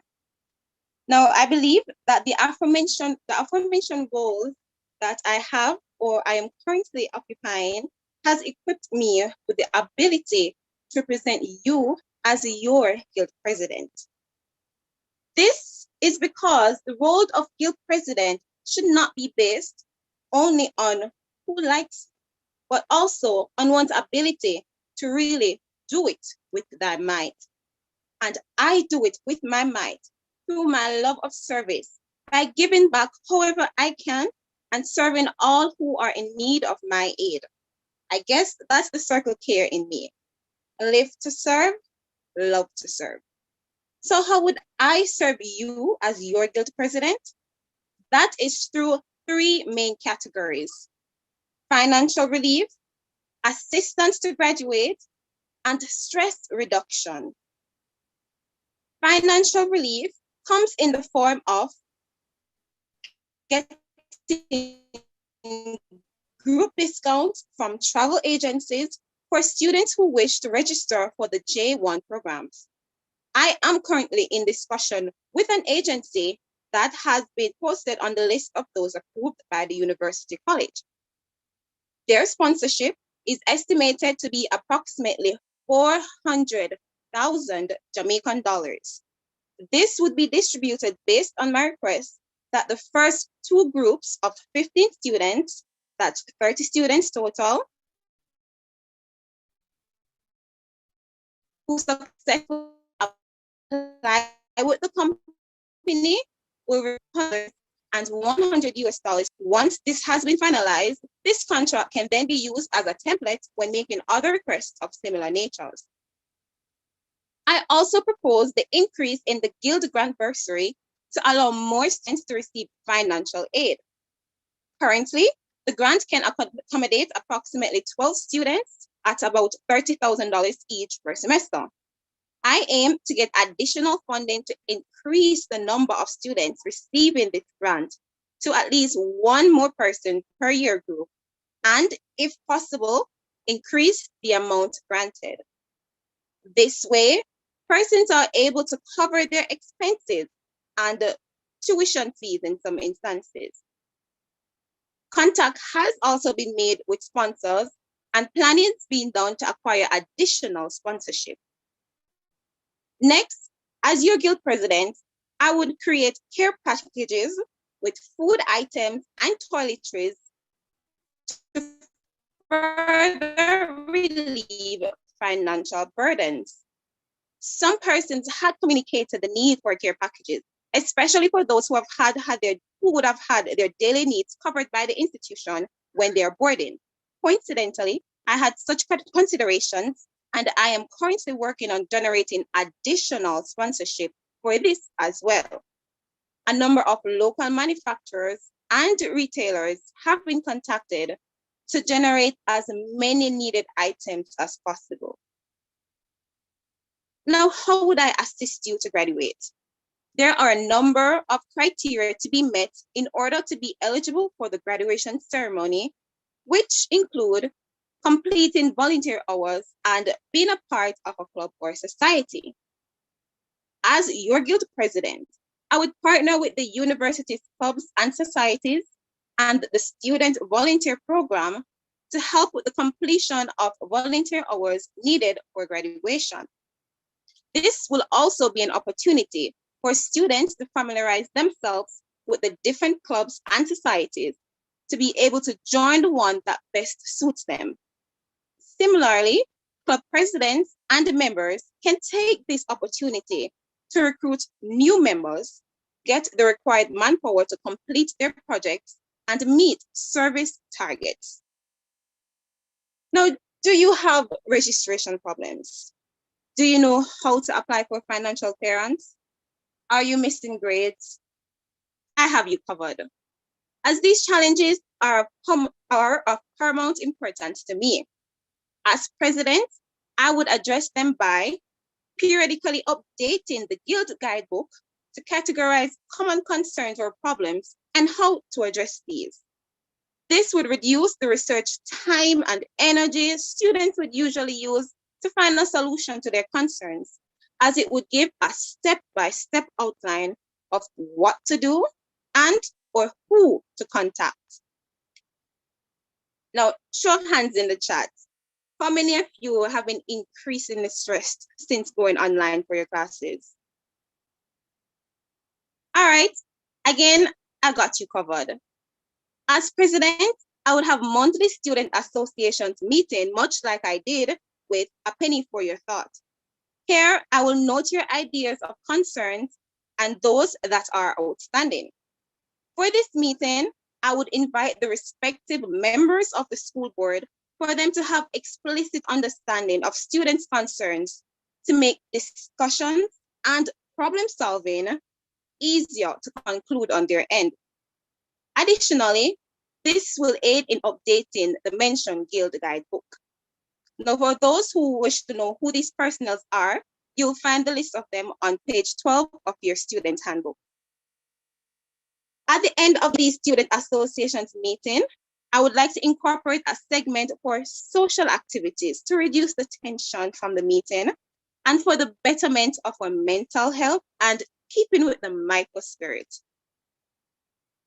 Now, Active Health 2019 reported that too much screen time causes a strain to your body and eyesight, a complaint I had received from many of my colleagues. But did you know it also reduces cognitive ability? This contradicts the purpose of schooling. As such, as your Guild president, I aim to petition for mandatory 5 to 10 minutes break per hour for online sessions. A number of teachers do implement this practice, for example, 20 seconds and 20 feet away breaks. However, I wish to see this being implemented in all classes. Additionally, I wish to assist in the maintenance of objectives that I started under my current office that are geared towards students' mental well-being. These include the Guild's Game Night, Home Run, and the workout session, Body. In keeping with this, I have envisioned re-establishing the school's newspaper to help reduce the overload of information in the micro email. This would be executed via a committee consisting of executive members of the Guild, as well as members of the student body. Persons would submit the information they wish to have broadcasted to the committee for vetting and approval. This would then be published to the school's newspaper, which would be issued on various platforms such as WhatsApp, the micro email, the Guild's IG page, and the Guild's website. Publications would be made twice weekly.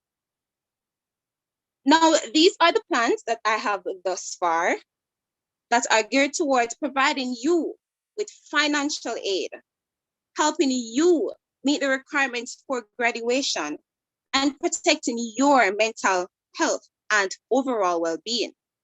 So if you are interested in J1 travel program discounts, getting a Guild grant, receiving care packages, periodic break during classes, and getting your voice heard and issues resolved, then vote Ashiel Barrett for Guild president, a leader who is benevolent, assertive, realistic, reliable, empathetic, trustworthy, and tenacious. Let me remind you that the position of Guild president requires someone with the capability and experience needed to plan, collaborate, execute, and advocate on your behalf. The position requires me, Achille Barrett. So vote Achille Barrett for Guild President. Let us unite for a culture of inclusion. Let us unite for excellence. Raise the bar with Barrett. I thank you. Thank you very much, Miss Barrett. Mrs. Barrett, rather. Thank you very much, Mrs. Barrett. You can close your cameras until Mr. Lyons is finished speaking, and then both persons will go for the questions. Mr. Lyons, it's your turn.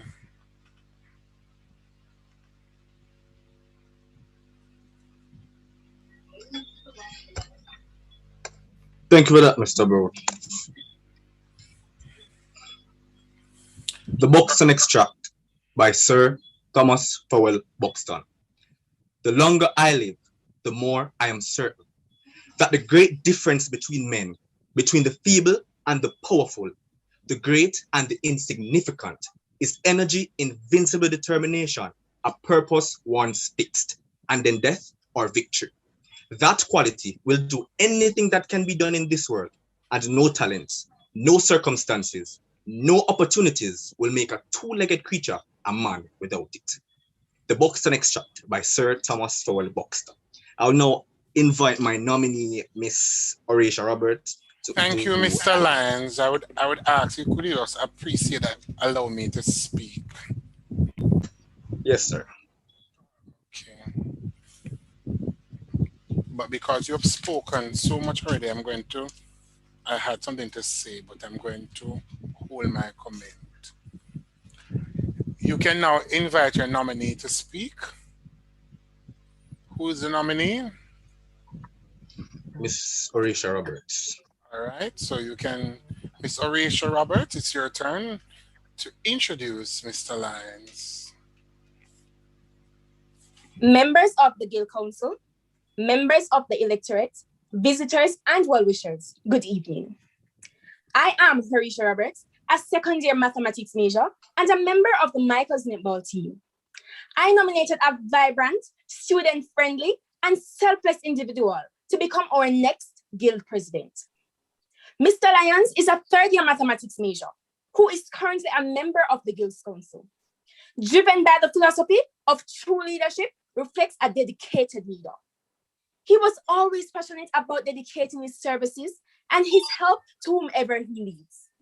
Mr. Lyons has been in numerous leadership positions as early as 11 years of age when he became head prefect for his primary alma mater. This position helped build the character of the leadership that he now portrays. Thinking he would stop there, Mr. Lyons moved up the ranks to become the head prefect of his past high school, where he served with humble pride and with diligence, which prompted past Guild president to endorse his move to become the next leader.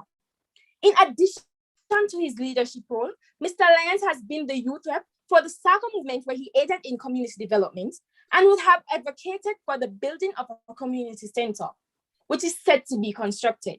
He plays an integral role within his community and a role model between his peers. He prompts several males and females to reach for tertiary education and represented them at the NHT meeting for community development. Here at the Michael, Mr. Lyons represented different students across different disciplines. He was the assistant house captain for Rogers, and he is now the house captain, mathematics rep, and also student representative on the Michael's 185th anniversary committee. Presented the Michael on numerous occasions, one of which was a novice debating competition held in Manchester, where he got second best speaker for the institution amongst approximately 70 debaters. Mr. Lyons is a jovial, dedicated, and optimistic person who gets along with his peers and whomever he's set to lead. Majority of the persons on this Zoom meeting know who he is, have seen how he advocates and how he tries to help in every situation, even when he is clueless of what to do. This young man, who I nominated, has been there for my classmates as well as my other colleagues. Once you say Lyons, then he will get it done. I nominated this individual to bring hope, to bring unity, and to bring love. He is the right person to become our next Guild president and the right person to advocate on our behalf. ladies and gentlemen, students from all aspects and areas of the MICO, well-wishers and visitors, I now present to you Mr. Shaboy Lyons. And as the name implies, let him roar. I thank you. Thank you for that. Members of the Guild Council, students, visitors, and well-wishers, good evening. From the autobiography read by one of my nominators, you would have been introduced and ready to hear the plans I have for you based on your call and your concerns for this academic year. True leadership stems from dedicated leaders.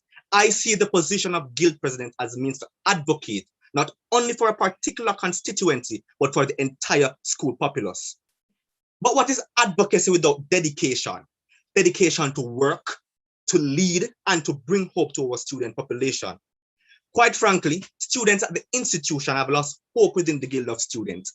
They believe that the Guild is too complacent with the different decisions made by the school's administration, and that it has failed to advocate on behalf of the students. You need a leader that will not tarry on the decisions affecting the school's populace. You need a leader who is always ready to work, ready to advocate, and ready to service its electorate. You need a lion. Why do you need this lion? Why do you need me? You need this lion because I will not stop until my pride voices have been heard. You need this lion because of the exposure I have gotten under 3 different Guild presidents and the endorsements I am getting from past Guild presidents whom I have worked with. Within my first year of this institution, I have been advocating for my colleagues even without being on the Guild of Students. Where were other persons when I was advocating and dedicating my time to help students within my first tenure of this institution? Exactly. Come to school and go home. I didn't get the name Rogers man because I was only in the house. Some persons never said that I am here to study Rogersology just because I was in the house. I was given those titles for the dedication that I have placed to serve them on the Guild of Students. As a matter of fact, our current Guild president, Mr. Bernardo Gowans, knew that he could have counted on me for anything. He knew that I was willing to work whenever I am called and wherever I am called. And now I am your representative on the MICO's 185th anniversary committee, which is scheduled to have events throughout this academic year. I didn't get voted in to become math rep twice just because I was popular. No, I got it because persons within my math batch would have seen that I was dedicated and ready to work. Colleagues, I am not saying that you should vote for me because I can effect change. No, that speech is very redundant. I am saying that you need a dedicated person and a person who will see it that your concerns are heard, and I am that person, the right person. Should you elect me, this lion, to be your next Guild president, there are some key policies that I would love to implement, some of which you would have expressed as your concerns throughout the 2020 academic year. These include health and safety, online learning and electronic equipment, registration and guilds grant, communications program. Let us dive into health and safety. Seeing the recent attacks on our nation, especially among females, and the risk they have to take when traveling in public transportation, I have responded to the call. I will re-implement the transportation system to service students at their 8 p.m. class as a safety measure should we return to normalcy for the new academic year. In January of 2020, Jamaica went into sudden panic when an earthquake tremor was felt across the island. Here at the MICO, if some students could recall, many persons were still in classrooms staring and wondering what should be their next move. I can attest because I was in class at that particular time, and students even coming off Clifford Campbell's building were seen rushing and shoving to reach to the ground floor. In addition to this, science students were seen conducting experiments at that given time. As the leader, I will ensure that I partner with the Office of Disaster Preparedness and Emergency Management, ODPEM, and the Ministry of National Security to install an emergency public announcement system in an attempt to spread awareness and also prompt the students in their response to natural crisis. Online learning and electronic equipment. During this academic year, students would have lamented that the workload placed on Moodle and website is overburdened. Even school students would have also complained about the deadline for posting, and as such, I will lobby for the excessive amount of students who are placed on Moodle to be replaced by short quizzes. 2, lobby for an extension of the deadline for work to be handed in for evening school students. 3, lobby for students to be given the opportunity to pursue full-time online or face-to-face learning in response to the post-pandemic. Finally, partner with the Ministry of Education in the Own Your Own Device campaign to have students fully equipped with the proper devices should we continue virtual learning in September. If so be it, and this initiative does not meet the deadline, I will lobby for students to live on campus to access the school's technological resources while maintaining proper protocols and adhering to the different COVID-19 regulations. Now we're going to look into registration and guilds grant. Speaking with several students across disciplines, it seems as if the payment option that was introduced to the populace is working. And as such, some students have expressed thanks for the initiative. As guild leader, I will lobby for the current 6 payment option to continue in helping students with the registration process. I would also partner with the KSAMC as well as a member of parliament for the constituency in which the MICA is to establish a guilds grant to assist students with miscellaneous. I would even go as far as to request assistance from the different financial institutions just to ensure that students are registered and are ready for the next academic year. To add to that, the MICA alumni is an institution that is ready to help, and they will be our main target in getting this done, should the guild be low on funds for the next academic year. Let's look at media communications program. I would develop a journalism committee that will prompt the beginning of the university college's media communication, which will assist in the publications of guild events and other activities within the MICA. These initiatives are possible if you let me roar. If you rely on me to carry out these policies to ensure that the students' populace feels comfortable with learning. If you let me show you that I am optimistic about moving forward. If you let me advocate on your behalf. And if you allow me to stand resolute of the decisions made by the guild and that of addressing concerns raised by students. I believe that the administration of the institution fails to be transparent with its students in certain decision making. And as the leader, I will ensure that we hold them to the standards that we expect from them and give the recommendation where necessary. One recommendation is to involve students in their decision making to better service the students properly and by extension, the MICA community. Yes, we can all set policies for future reference. Yes, we can all have lifeless meetings with various stakeholders, but are we all competent enough to face decisions made by the administration?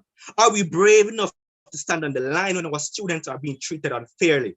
Can we question loopholes within the policies set by the administration that will hinder progress to our students or pose a threat to their mental health? A reasonable solution to this would be a lion. A lion who will not stop until the voices of students are echoed between the walls of the Buxton building. A lion that will ensure an effective guild is approachable and representable. Roar with a cause you have inside of you.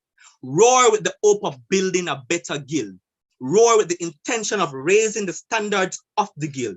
Roar with lions. On the 26th day of April, when you shall open the website and vote, ensure you make your voice roar. Roar for your future. Click the name Chavoy Lions for your next guild president. I thank you.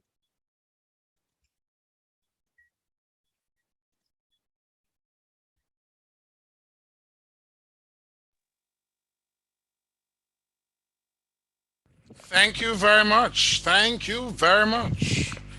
Thank you very much. Boy, if no race has ever been heated and very ready to roar, ready to go, the presidential race is there. Mr. Lyons, you want to get a glass of water? And ready? Because after that long speech, it seems like you need a glass of water. You want a glass of water? Yes, sir. All right, go get a glass of water and quickly come back. Quickly. After that breathless talking, you must need a glass of water. All right. I see 2 hands up, ready to go. Please have your questions ready. Please have your questions ready. Please have your questions ready. Right, I see hands up. I like this. I like how the questions are up. I like how the hands are there. When Mr. Lyons return, we get Yes, sir. all right. Mrs. Barrett, you can turn on your camera. All right, Mr. Lyons, turn on your camera, please. Thank you very much. I'll now acknowledge Miss Rosemary White. And good night again, everyone. My question. Good evening. Sorry about that. My question is for you, Mr. Lyons. So I know you mentioned something about the Own Your Device program and lobbying on behalf of we students. All right. So my first question and the next question would be a follow-up. Have you received any confirmation from the Ministry of Education about the Own Your Device program? And how do you plan to lobby about this? Your mic is muted, Mr. Lyons. Your mic is muted. Sorry about that. Miss Rosemary, could you go with the first part of that question, please? All right, so the first part of the question is, have you received any confirmation from the Ministry of Education about the Own Your Device campaign? No, I haven't received any confirmation from them. But what I plan to do is to use my past guild president, Mr. Andrew Hines. He was a past youth parliamentarian, and I know that he will be an asset in getting this done. Right, so is that how you plan to lobby for those devices? Partner. I will partner with them. You're saying to get the partnership, devices. right? And if so, as I said earlier within my speech, if so, this does not meet the deadline, then I will lobby for the students to come on hall to access the technological resources on campus. So what deadline do you have in mind? Come again? What deadline do you have in mind? Before the start of the next academic term. Okay, thank you. Thank you very much, Miss White. Let me acknowledge Miss Danville. Yes, hello. Good evening again, everyone. So, you know that we need of the 5 C's, you know, in the 21st century. Who are you addressing the question to, please? My question is directed at Mr. Lyons. Okay. Sorry about that. Okay, so of the 5 C's of the 21st century skills, we wish to see in learners, collaboration is a very important one. So now you mentioned replacing online assignments with short quizzes, you know, to facilitate the exhaustion of having too many assignments. But do you not believe that this initiative would be contradictory to learners' social development and, you know, further isolate us online? Thank you for that question. And I did a little research. Last year when the pandemic just came in, persons who have lamented that they did not want to do online learning. This time around, you have students who have reversed that statement. And so some students would prefer online rather than face-to-face now, while some students prefer face-to-face rather than online. And if some persons could recall at the research day, the Michael University College administration is looking forward to going both online and face-to-face during the post-pandemic.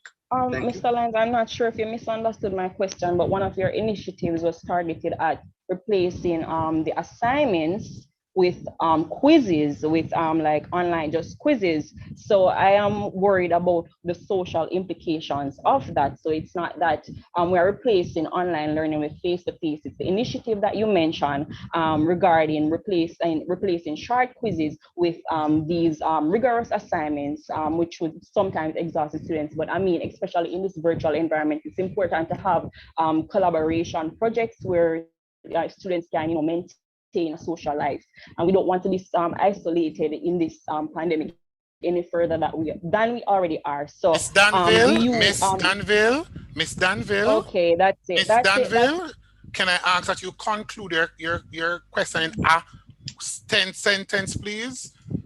Please put your question. That was my question. My question is therefore concluded.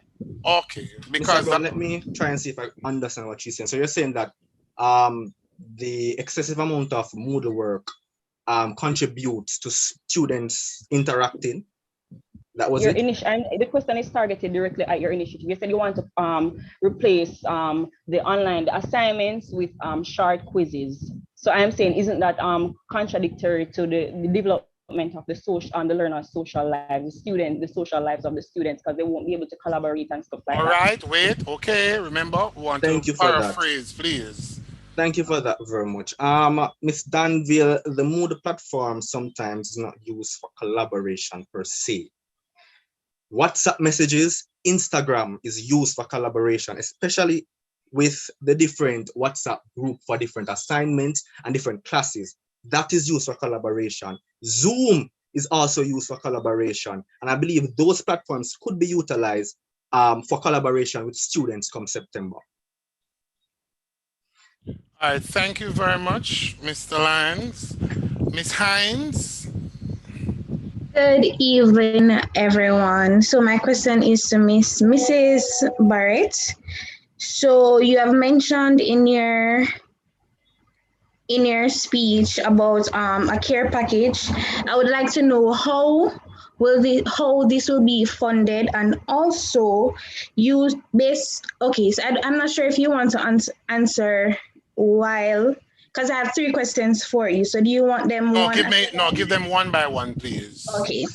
So the first question is, how will the care package that you mentioned will be funded?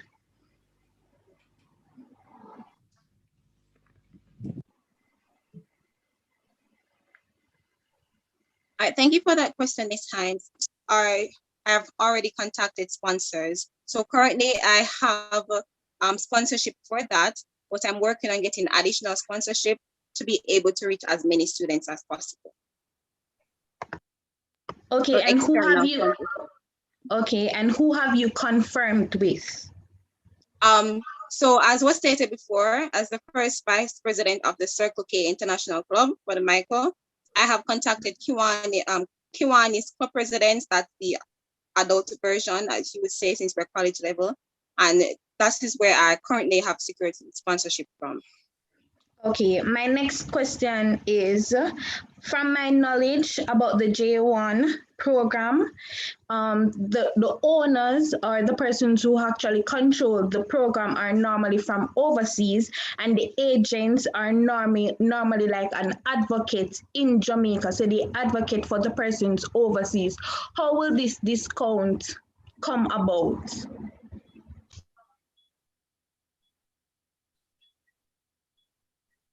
You're muted, Ms. Barrett. Okay, go ahead. That's right. All right, thanks again. So the discount, as I stated, would be towards your program fee. So, these persons, as you said, they are basically the middleman.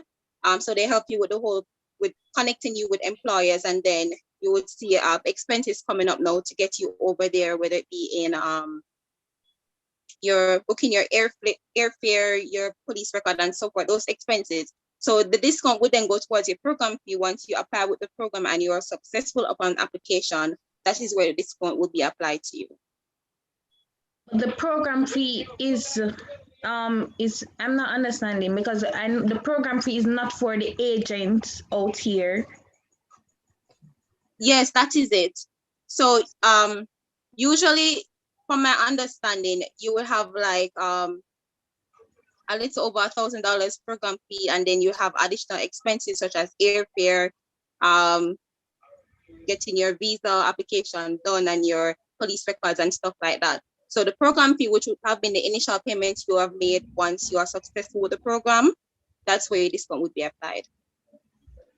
Okay, and my other question is, so I know that you're the assistant SRO, and I've seen your contribution via email. By the email, I've seen where you have made some initiative possible, but this is the first time I'm actually seeing you or knowing you and how you have impact the micro population. Why was this not done from first year coming up? Because I only see you since third year. Thank you, Ms. Hines. So, Ms. Barrett, you can respond. All right, thank you again, Miss Science. All right, so when I started the MICO, I had some personal challenges where I was even advised to defer. So throughout that time, I wouldn't have taken up any roles that I know I wouldn't be able to give my best effort and to really, you know, do the level of work that I want to do and see the level of like outcome from it.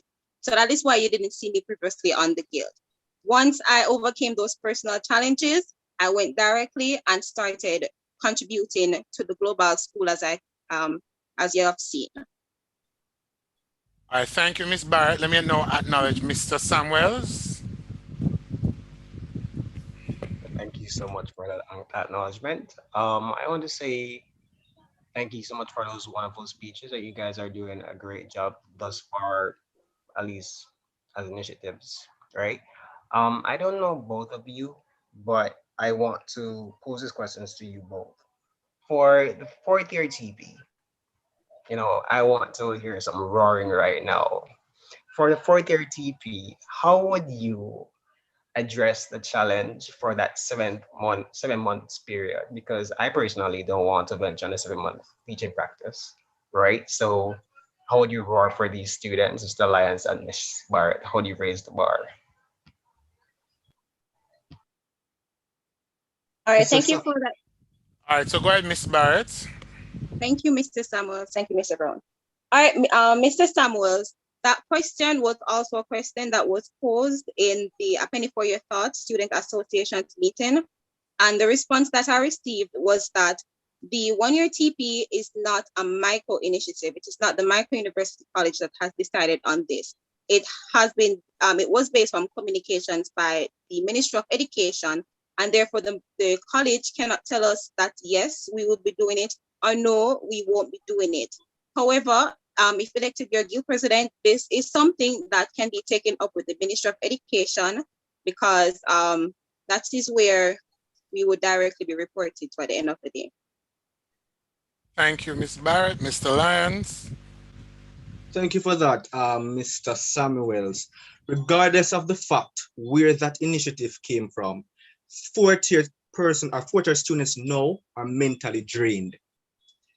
This needs to, sorry, let me start over. This TP was poorly introduced last year, and students within fourth year would have raised concerns of it. It was poorly introduced to us, and I believe that first, I will do my little survey within the fourth years now on teaching practice before I continue on that discussion with the teaching practice. However, I believe that it has drained them mentally to the point whereby even a math student had to reach a counselor, and that is not what I want to represent. And I don't want to represent something that will drain my students mentally. I will, however, look into it, especially with the practicum unit on the matter. Thank you. May I add something? Wait, let me just, boy, I just want to be careful of what, say what you're going to say, Ms. Barrett, first. Yes, in addition to that, we were also advised that even though it is a year-long TP, we have to be reminded that we are only required to work 190 hours for practicum in our 3 semesters. So therefore, even if it's a year long, we were advised that that does not necessarily mean we're doing, or we have to do like beyond that. So if you want, you can also refer to your guild, your student's handbook, which clearly states that 190 hours, regardless of the time. All right, this is a peculiar question. I just want to do a fact finding here. I'm treading on borrowed terms here in my response. I'm just going to say this to answer the question. It is not, students don't use to get any candidate based on my response, no. I'm just speaking based on Michael's response. Let us be cognizant and careful of what we're saying. Let us be careful of the information we're passing, what we're saying. One candidate made a vague assumption, or I don't know how the source came about, and one candidate answered the question better. Please let us be careful how we take on things that are sensitive to the micro in our response. I'll heal it there, and when both candidates are finished, then I'll come and say, what is it? I'll move on to the next question from Mr. Samuels. Right, thank you. Mrs. Barrett, this is targeted towards you. I apologize for that noise. Right, so you mentioned the J1 group discounts, and by calculation, I realized that it's probably about $100 off for each of these individuals that you're aiming to give. Now, what I really want to ask is that could it not be more impactful if you lower the number, or what's the aim as to why you have such a large target? Because I would love for it to be more impactful than just $100 US. I know that every nickel make a muckle. Thank you, Mr. Samuels. As you rightfully said, every nickel make a muckle, and sometimes persons just really can't find probably $10,000 to finish the registration. But what I would like to correct is though it's discount for two groups. So the first group of 15 students would be $200 US, and then the second group of 15 students would be $100 US for. Now the reason why I did 15 students is because, as I said before, we just wanted to reach as many students as possible to provide whatever assistance that we can. But however, based on the feedback from the company, and if you want to have further discussions, anyone wants to have further discussions, we can see how best we can go about probably getting, based on how many persons apply, the entire discount going towards them. All right, thank you. Thank you very much. All right, let me acknowledge Miss Abigail. Good night, everyone. Good night, candidates. Good evening. My question, good evening, is directed to Mrs. Barrett. About the care packages, mostly seeing that Michael is situated in the eastern side of Jamaica, and a lot of our colleagues live in rural areas, and based on the care packages, are you only guided towards persons living in that side of Jamaica, like the metropolitan area, or are you going to go wide scale to access the persons like me in Montego Bay, or like persons in Westmoreland and so forth? And if that's what you're going to do, where would you really find the money to do such transport and things? Because it's very hard, because even the all right.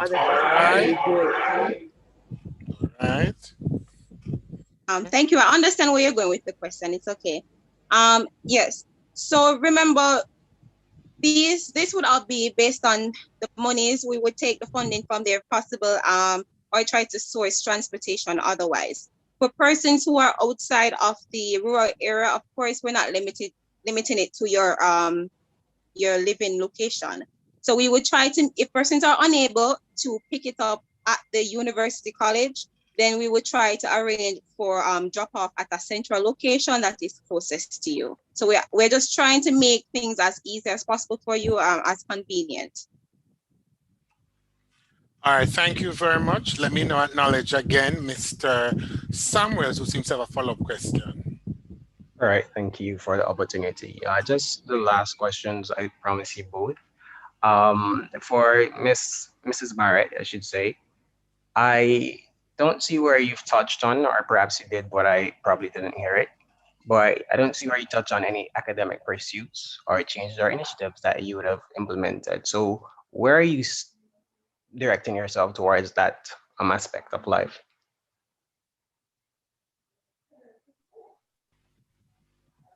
Thank you, Mr. Samuels. For academic pursuits, I wish to have with the re-implementation or the communication as to what is happening with the list of different awards that are listed in our student handbook. So if you would turn with me to page 79 and page 80, there are a list of scholarship, bursaries, and grants. So I would just like to get in communication or get some dialogue going to see what is happening with these and how best we can go about getting students to apply for them, or if they are discontinued or for some reason dormant, to find out if we can have that reestablished. Thank you. Right, please do. Thank you so much, because we do need to see where Michael is still fulfilling our academic requests, right? Mr. Lyons, for you, final question, I promise, again.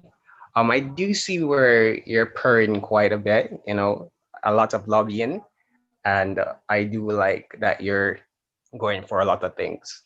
Now, in this aspect of the synchronous classes being reduced, do you not think, the hours at least, do you not think that the shortening of these classes would impact the delivery and the content in which students would comprehend information?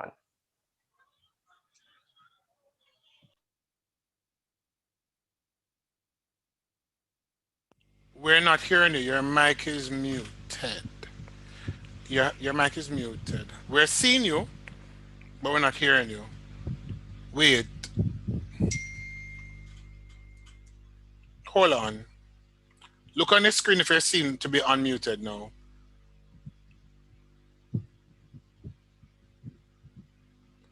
You're still muted. We're not hearing you.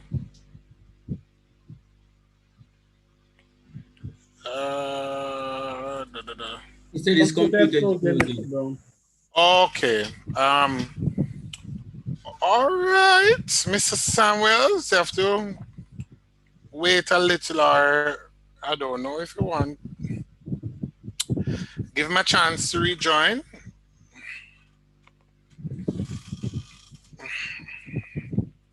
Ladies and gentlemen,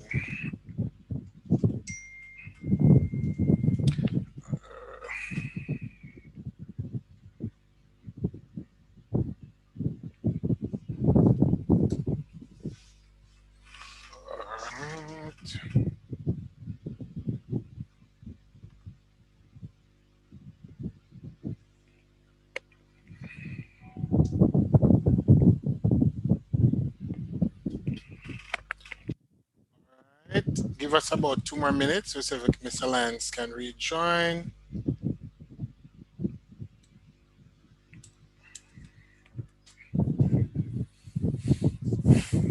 And after which I need to make, I don't know if I should ask, I have some questions here. No, I have some questions written down here, but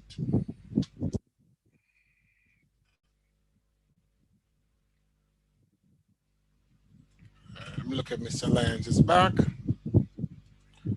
Still not see Mr. Lyons yet. Sir, he's conveyed that his computer is still frozen, so it's possible that he won't be able to return tonight. All right, so let me just, Mrs. Barrett, thank you. You can turn off your camera. Now, I'm just gonna, since Mr. Lyons is not here, I will not ask one candidate questions to be fair to both candidates. Now, I realize that there are some persons speaking in the chat, and I've been getting messages from immediate past guild presidents and persons.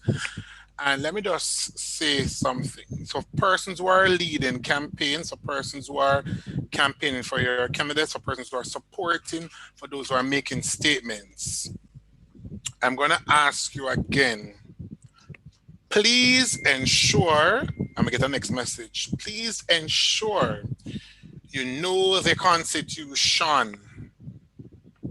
The other thing, before we speak. Mr. Brown? Yes.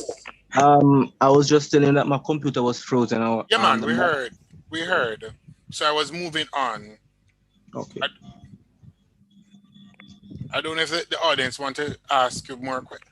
Audience, you want to further the questions? I want to answer Mr. Samuel's question about the 2 hours. Okay. I believe that somewhat it will affect, but as an institution, They taught us time management, and I believe, and I do expect that from the lecturers, of course. So I believe that the 2 hours should be fine enough or good enough. I'm sorry. Sorry, go again, Mr. Samuels. I was trying to mute. Somebody was coughing. Mr. Samuels? Right, all right, thank you.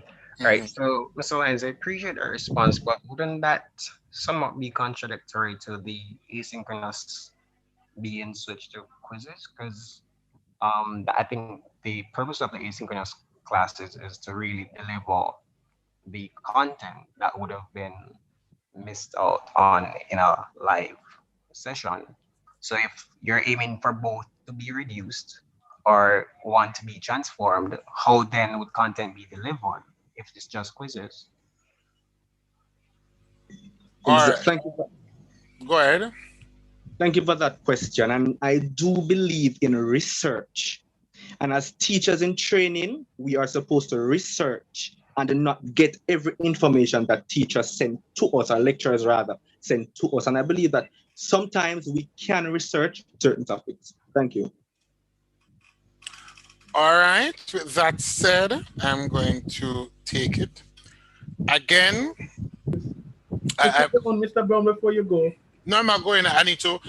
There are some fallacies and some wrong information being passed. I want to correct some. So go ahead, Mr. Gowans. Okay. All right. Good afternoon. Good evening, candidate for the office of Guild President. All right. So the Guild President is known as the Chief Financial Officer. So my question to both candidates, Mr. Lyons. Wait. Oh, you want to ask me a question? Yes, sir, Brown. Oh, you have to tell me, so I didn't know that was a question. You have to tell me so I can bring them back on the Okay, platform. no problem, sir. I'm so sorry. Right. So Mr. Chef, Mr. Lyons, please turn on the camera. And Mrs. Barrett, please turn on the camera, please.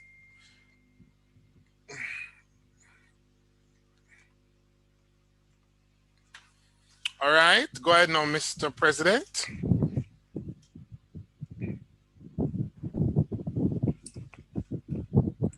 Okay, thank you, Mr. Brown. So good evening, Mr. Lyons and Mrs. Barrett. I trust that you guys are having a wonderful evening. So my question to you both, seeing that you guys are going for the office of Guild President. The Guild President is known as the Chief Financial Officer. If in a case where your treasurer is not performing, as the Guild President, what steps would you take in ensuring that the money or the finance of the Guild is well secure and is spent wisely? What step would you take as Guild President? Mrs. Barrett. Thank you for that question, Mr. President Gowans, rather. All right, so if the treasurer is, you said not performing their duties, well, I am not going to pretend that I'm an account student or a business major. I do math so I can add up, of course. But for the technical terms of balancing, I would, to be honest, outsource persons with the required skills. As it is already, I know 2 senior accountants who are always willing and able to provide me with any assistance regarding balancing the worksheet. If there is missing funds or the balance is just not adding up, then we would then have to try and retrace the different events that occurred under the Guild and where the funding was placed for this, and then follow up on that based on protocol. Thank you. Thank you very much. Mr. Lyons. Thank you very much for that question, Sir Gowans. And I would have lamented in my speech that we do have an amazing alumni that can help us. Even now, earlier, if some persons could recall, we have Romain Kenton. He has links to JUTS, which could get us some financial assistance in order to help students on the Guild. We even have, as I said earlier, Mr. Andrew Hines, who was a past former youth parliamentarian. I was speaking to a person the other day, a student here at the MICO, and she would have lamented that she helped the second vice president of the UTEC student movement to raise $15 million for his campaign. And I believe that if I do partner with her, then the guild is no short, or will be no short of funds. Thank you.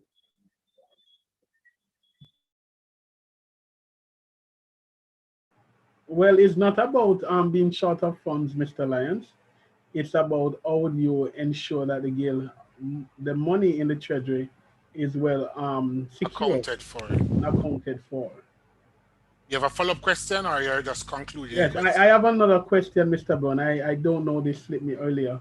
So my question I'm not sure. I hope you don't fall, though. With your size, if you fall. It will be an earthquake over here. Exactly. So my question to the candidates, by President.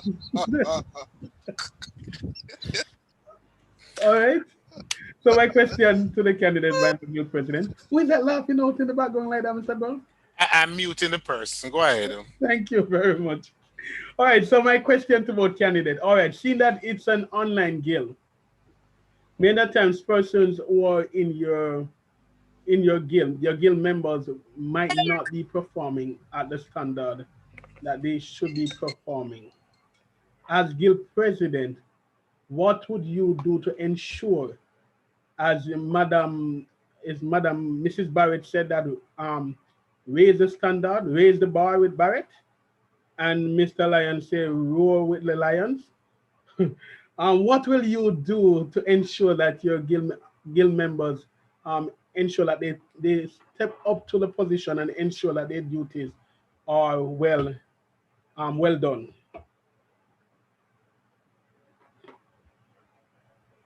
Thank you for the question, Mr. President. All right, so we know that persons might not be fulfilling their roles for a variety of reasons, whether it be personal or just in the execution of their role itself. So what I would do as president is just to get on a level with this person to try to understand what is happening with them and how best we can move going forward. Sometimes if it is that they don't have any ideas to propose, then we can, encourage them to partner with other guild members or clubs and societies to just have them doing something or giving back to the school as they had, promised to do. For example, when myself and the PRO had collaborated to do an event such as Home Run, this is possible on many levels. So it is just to get to the root of the problem and to advise them how best going forward. And then we'll just take it from there according to the policies that guide both the guild and the school. Thank you. Mr. Lyons. Thank you for that question, Sir Gowans. And everyone knows me as a jovial person, a student-friendly person. Firstly, I will speak with that person. I will tell that person that, hey, your duties are not upheld. However, if you continue to do this, I don't want to sound as harsh to the persons who wants to be elected on the guild. I don't want to sound as harsh, but I will have my different persons to remove this person from the guild of students. I don't want, as I said, I don't want to sound as harsh as possible. The electorate elected persons to represent them. If you are not doing your job correctly, then by no means mean you're not doing what the electorate elected you to do. And hence you are not of the guild. You are against the guild of students. Thank you. Thank you very much. Strong points made by both. I just, Mr. Gowans, permission for me to just piggyback on a question that you just asked. Mr. Gowans, seems that he stepped and fall. Seems he can't recover. A earthquake just happened. I'm happy it's at a volcano. Miss Barrett, you in my notes, you keep on referring to some persons. You keep on referring to the Clone Society president and the SRO and those persons. Why is it that you don't refer to your VPs in your argument? You keep on, most of your requests, you have gone back to Clone Society president. Why is that you have not said anything about your VPs or the core? All your arguments keep going back to your Clone Society president. Is it that you're only developing the social aspect and it's all about clubs and societies? I don't understand. You keep all your answers keep pointing back to that area. I'm not sure I concur on that, Mr. Brown. You don't have to concur. You just have to answer the question asked. Yes, I'm continuing. Yes. But we have to remember at the end of the day, every guild member has their own role to play. And so whatever, as club president, I would be assigning to them, I will try to keep within their office as close as possible so as not to overload persons with, too much work or projects to complete. But you keep on going back to say Clone Society president. In a 3 of your responses, you point back to Clone Societies. You didn't point to your VPs. So I don't understand why you have not pointed to your VPs to assist you in getting the things done. So that's a clarification I want. I pointed to club and societies. I made reference to the club and societies for the completion of voluntary hours. No, Mr. Gon just asked you a question and you pointed to the Club and Society president. You did. I didn't say club and societies president. I said whichever other persons would on the guild exec that they could work. We're not going to badger it. I'm going to suggest that you go and listen back to the recording and get that. Mr. Lyons. Mr. Lyons?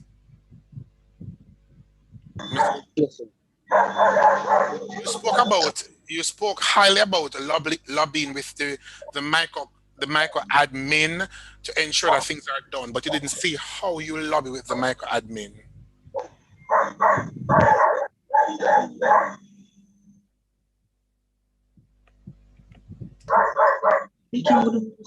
Your background is a little noisy, Mr. Lyons. Sorry about that, sir. Give me a second.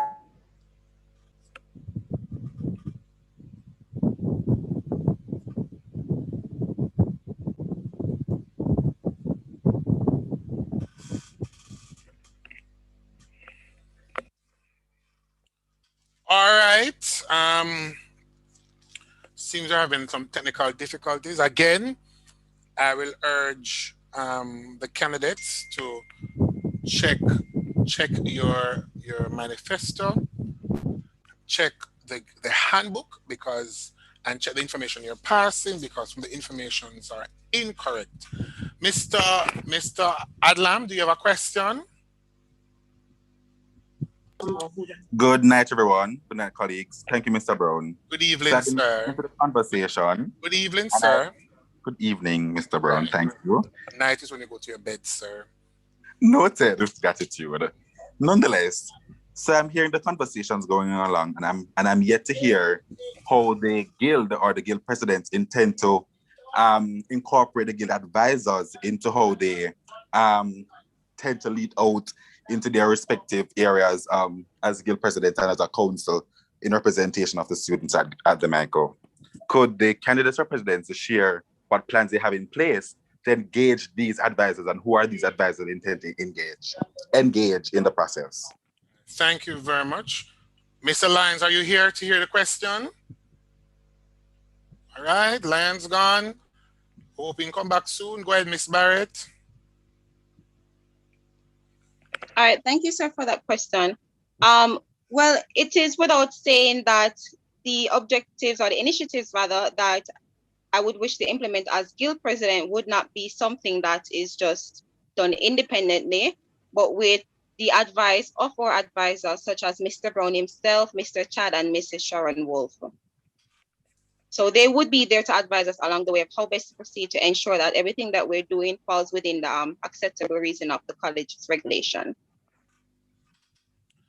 All right, see Mr. Lyons is still, Mr. Lyons, final call, going once. Mr. Brown. Mr. Lyons, going once. Sir? You heard the question? I believe I did. How do you incorporate the guild advisors in your decision making? All right, so the current guild advisor is Mrs. Sharon Wolf, and before the guild make any decision whatsoever, she will be the first person that the guild that I will go to in order to make certain decisions about the guild of students. All right, ladies and gentlemen, thank you very much. All the best in your campaign. I can't say it anymore. Please ensure that we go and read the Constitution. Please go and review our manifestos. Remember, on April 26th, the best candidate win.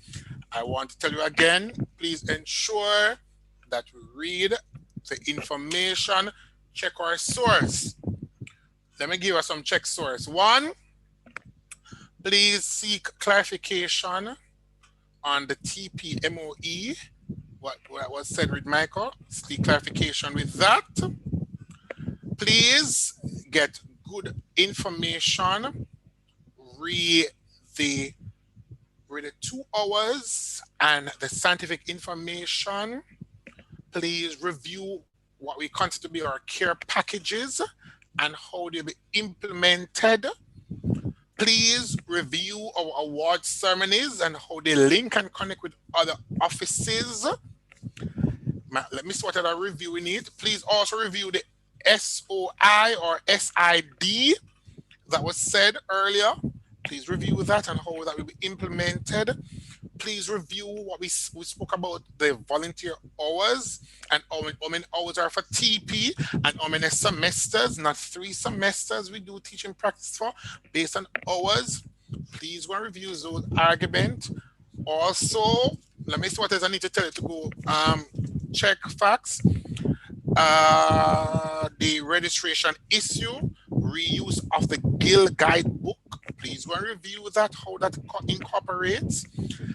Please review how the mandatory 5 to 10 minutes will be implemented and how you could go about that. Also review the publication committee with that contradicts the SRO links with the PRO. Review that also. Let me tell you what else you need to review. Review our financial aspirations, how we view things that are related to the MICO and how they can be implemented. Ladies and gentlemen, please do some fact finding so that you are passing the correct information. Ladies and gentlemen, boys and girls, remember, April 26th is the voting day. See you then. Remember, policy speech continues tomorrow at 4 p.m. We continue tomorrow at 4 p.m. Come and hear your batch rep and your faculty rep and your house captains. Ladies and gentlemen, boys and girls, candidates, see you when we see you. If you want to have a conversation with me, you can call me. You know my number. If there's no other thing, ladies and gentlemen, boys and girls, see you tomorrow. Thank you to our first moderator, Mr. Kwame Blake, who is the current student relation officer. And thank you very much to the Guild president, who was also here. And thank you to all the members of the electoral committee who was here. Have yourself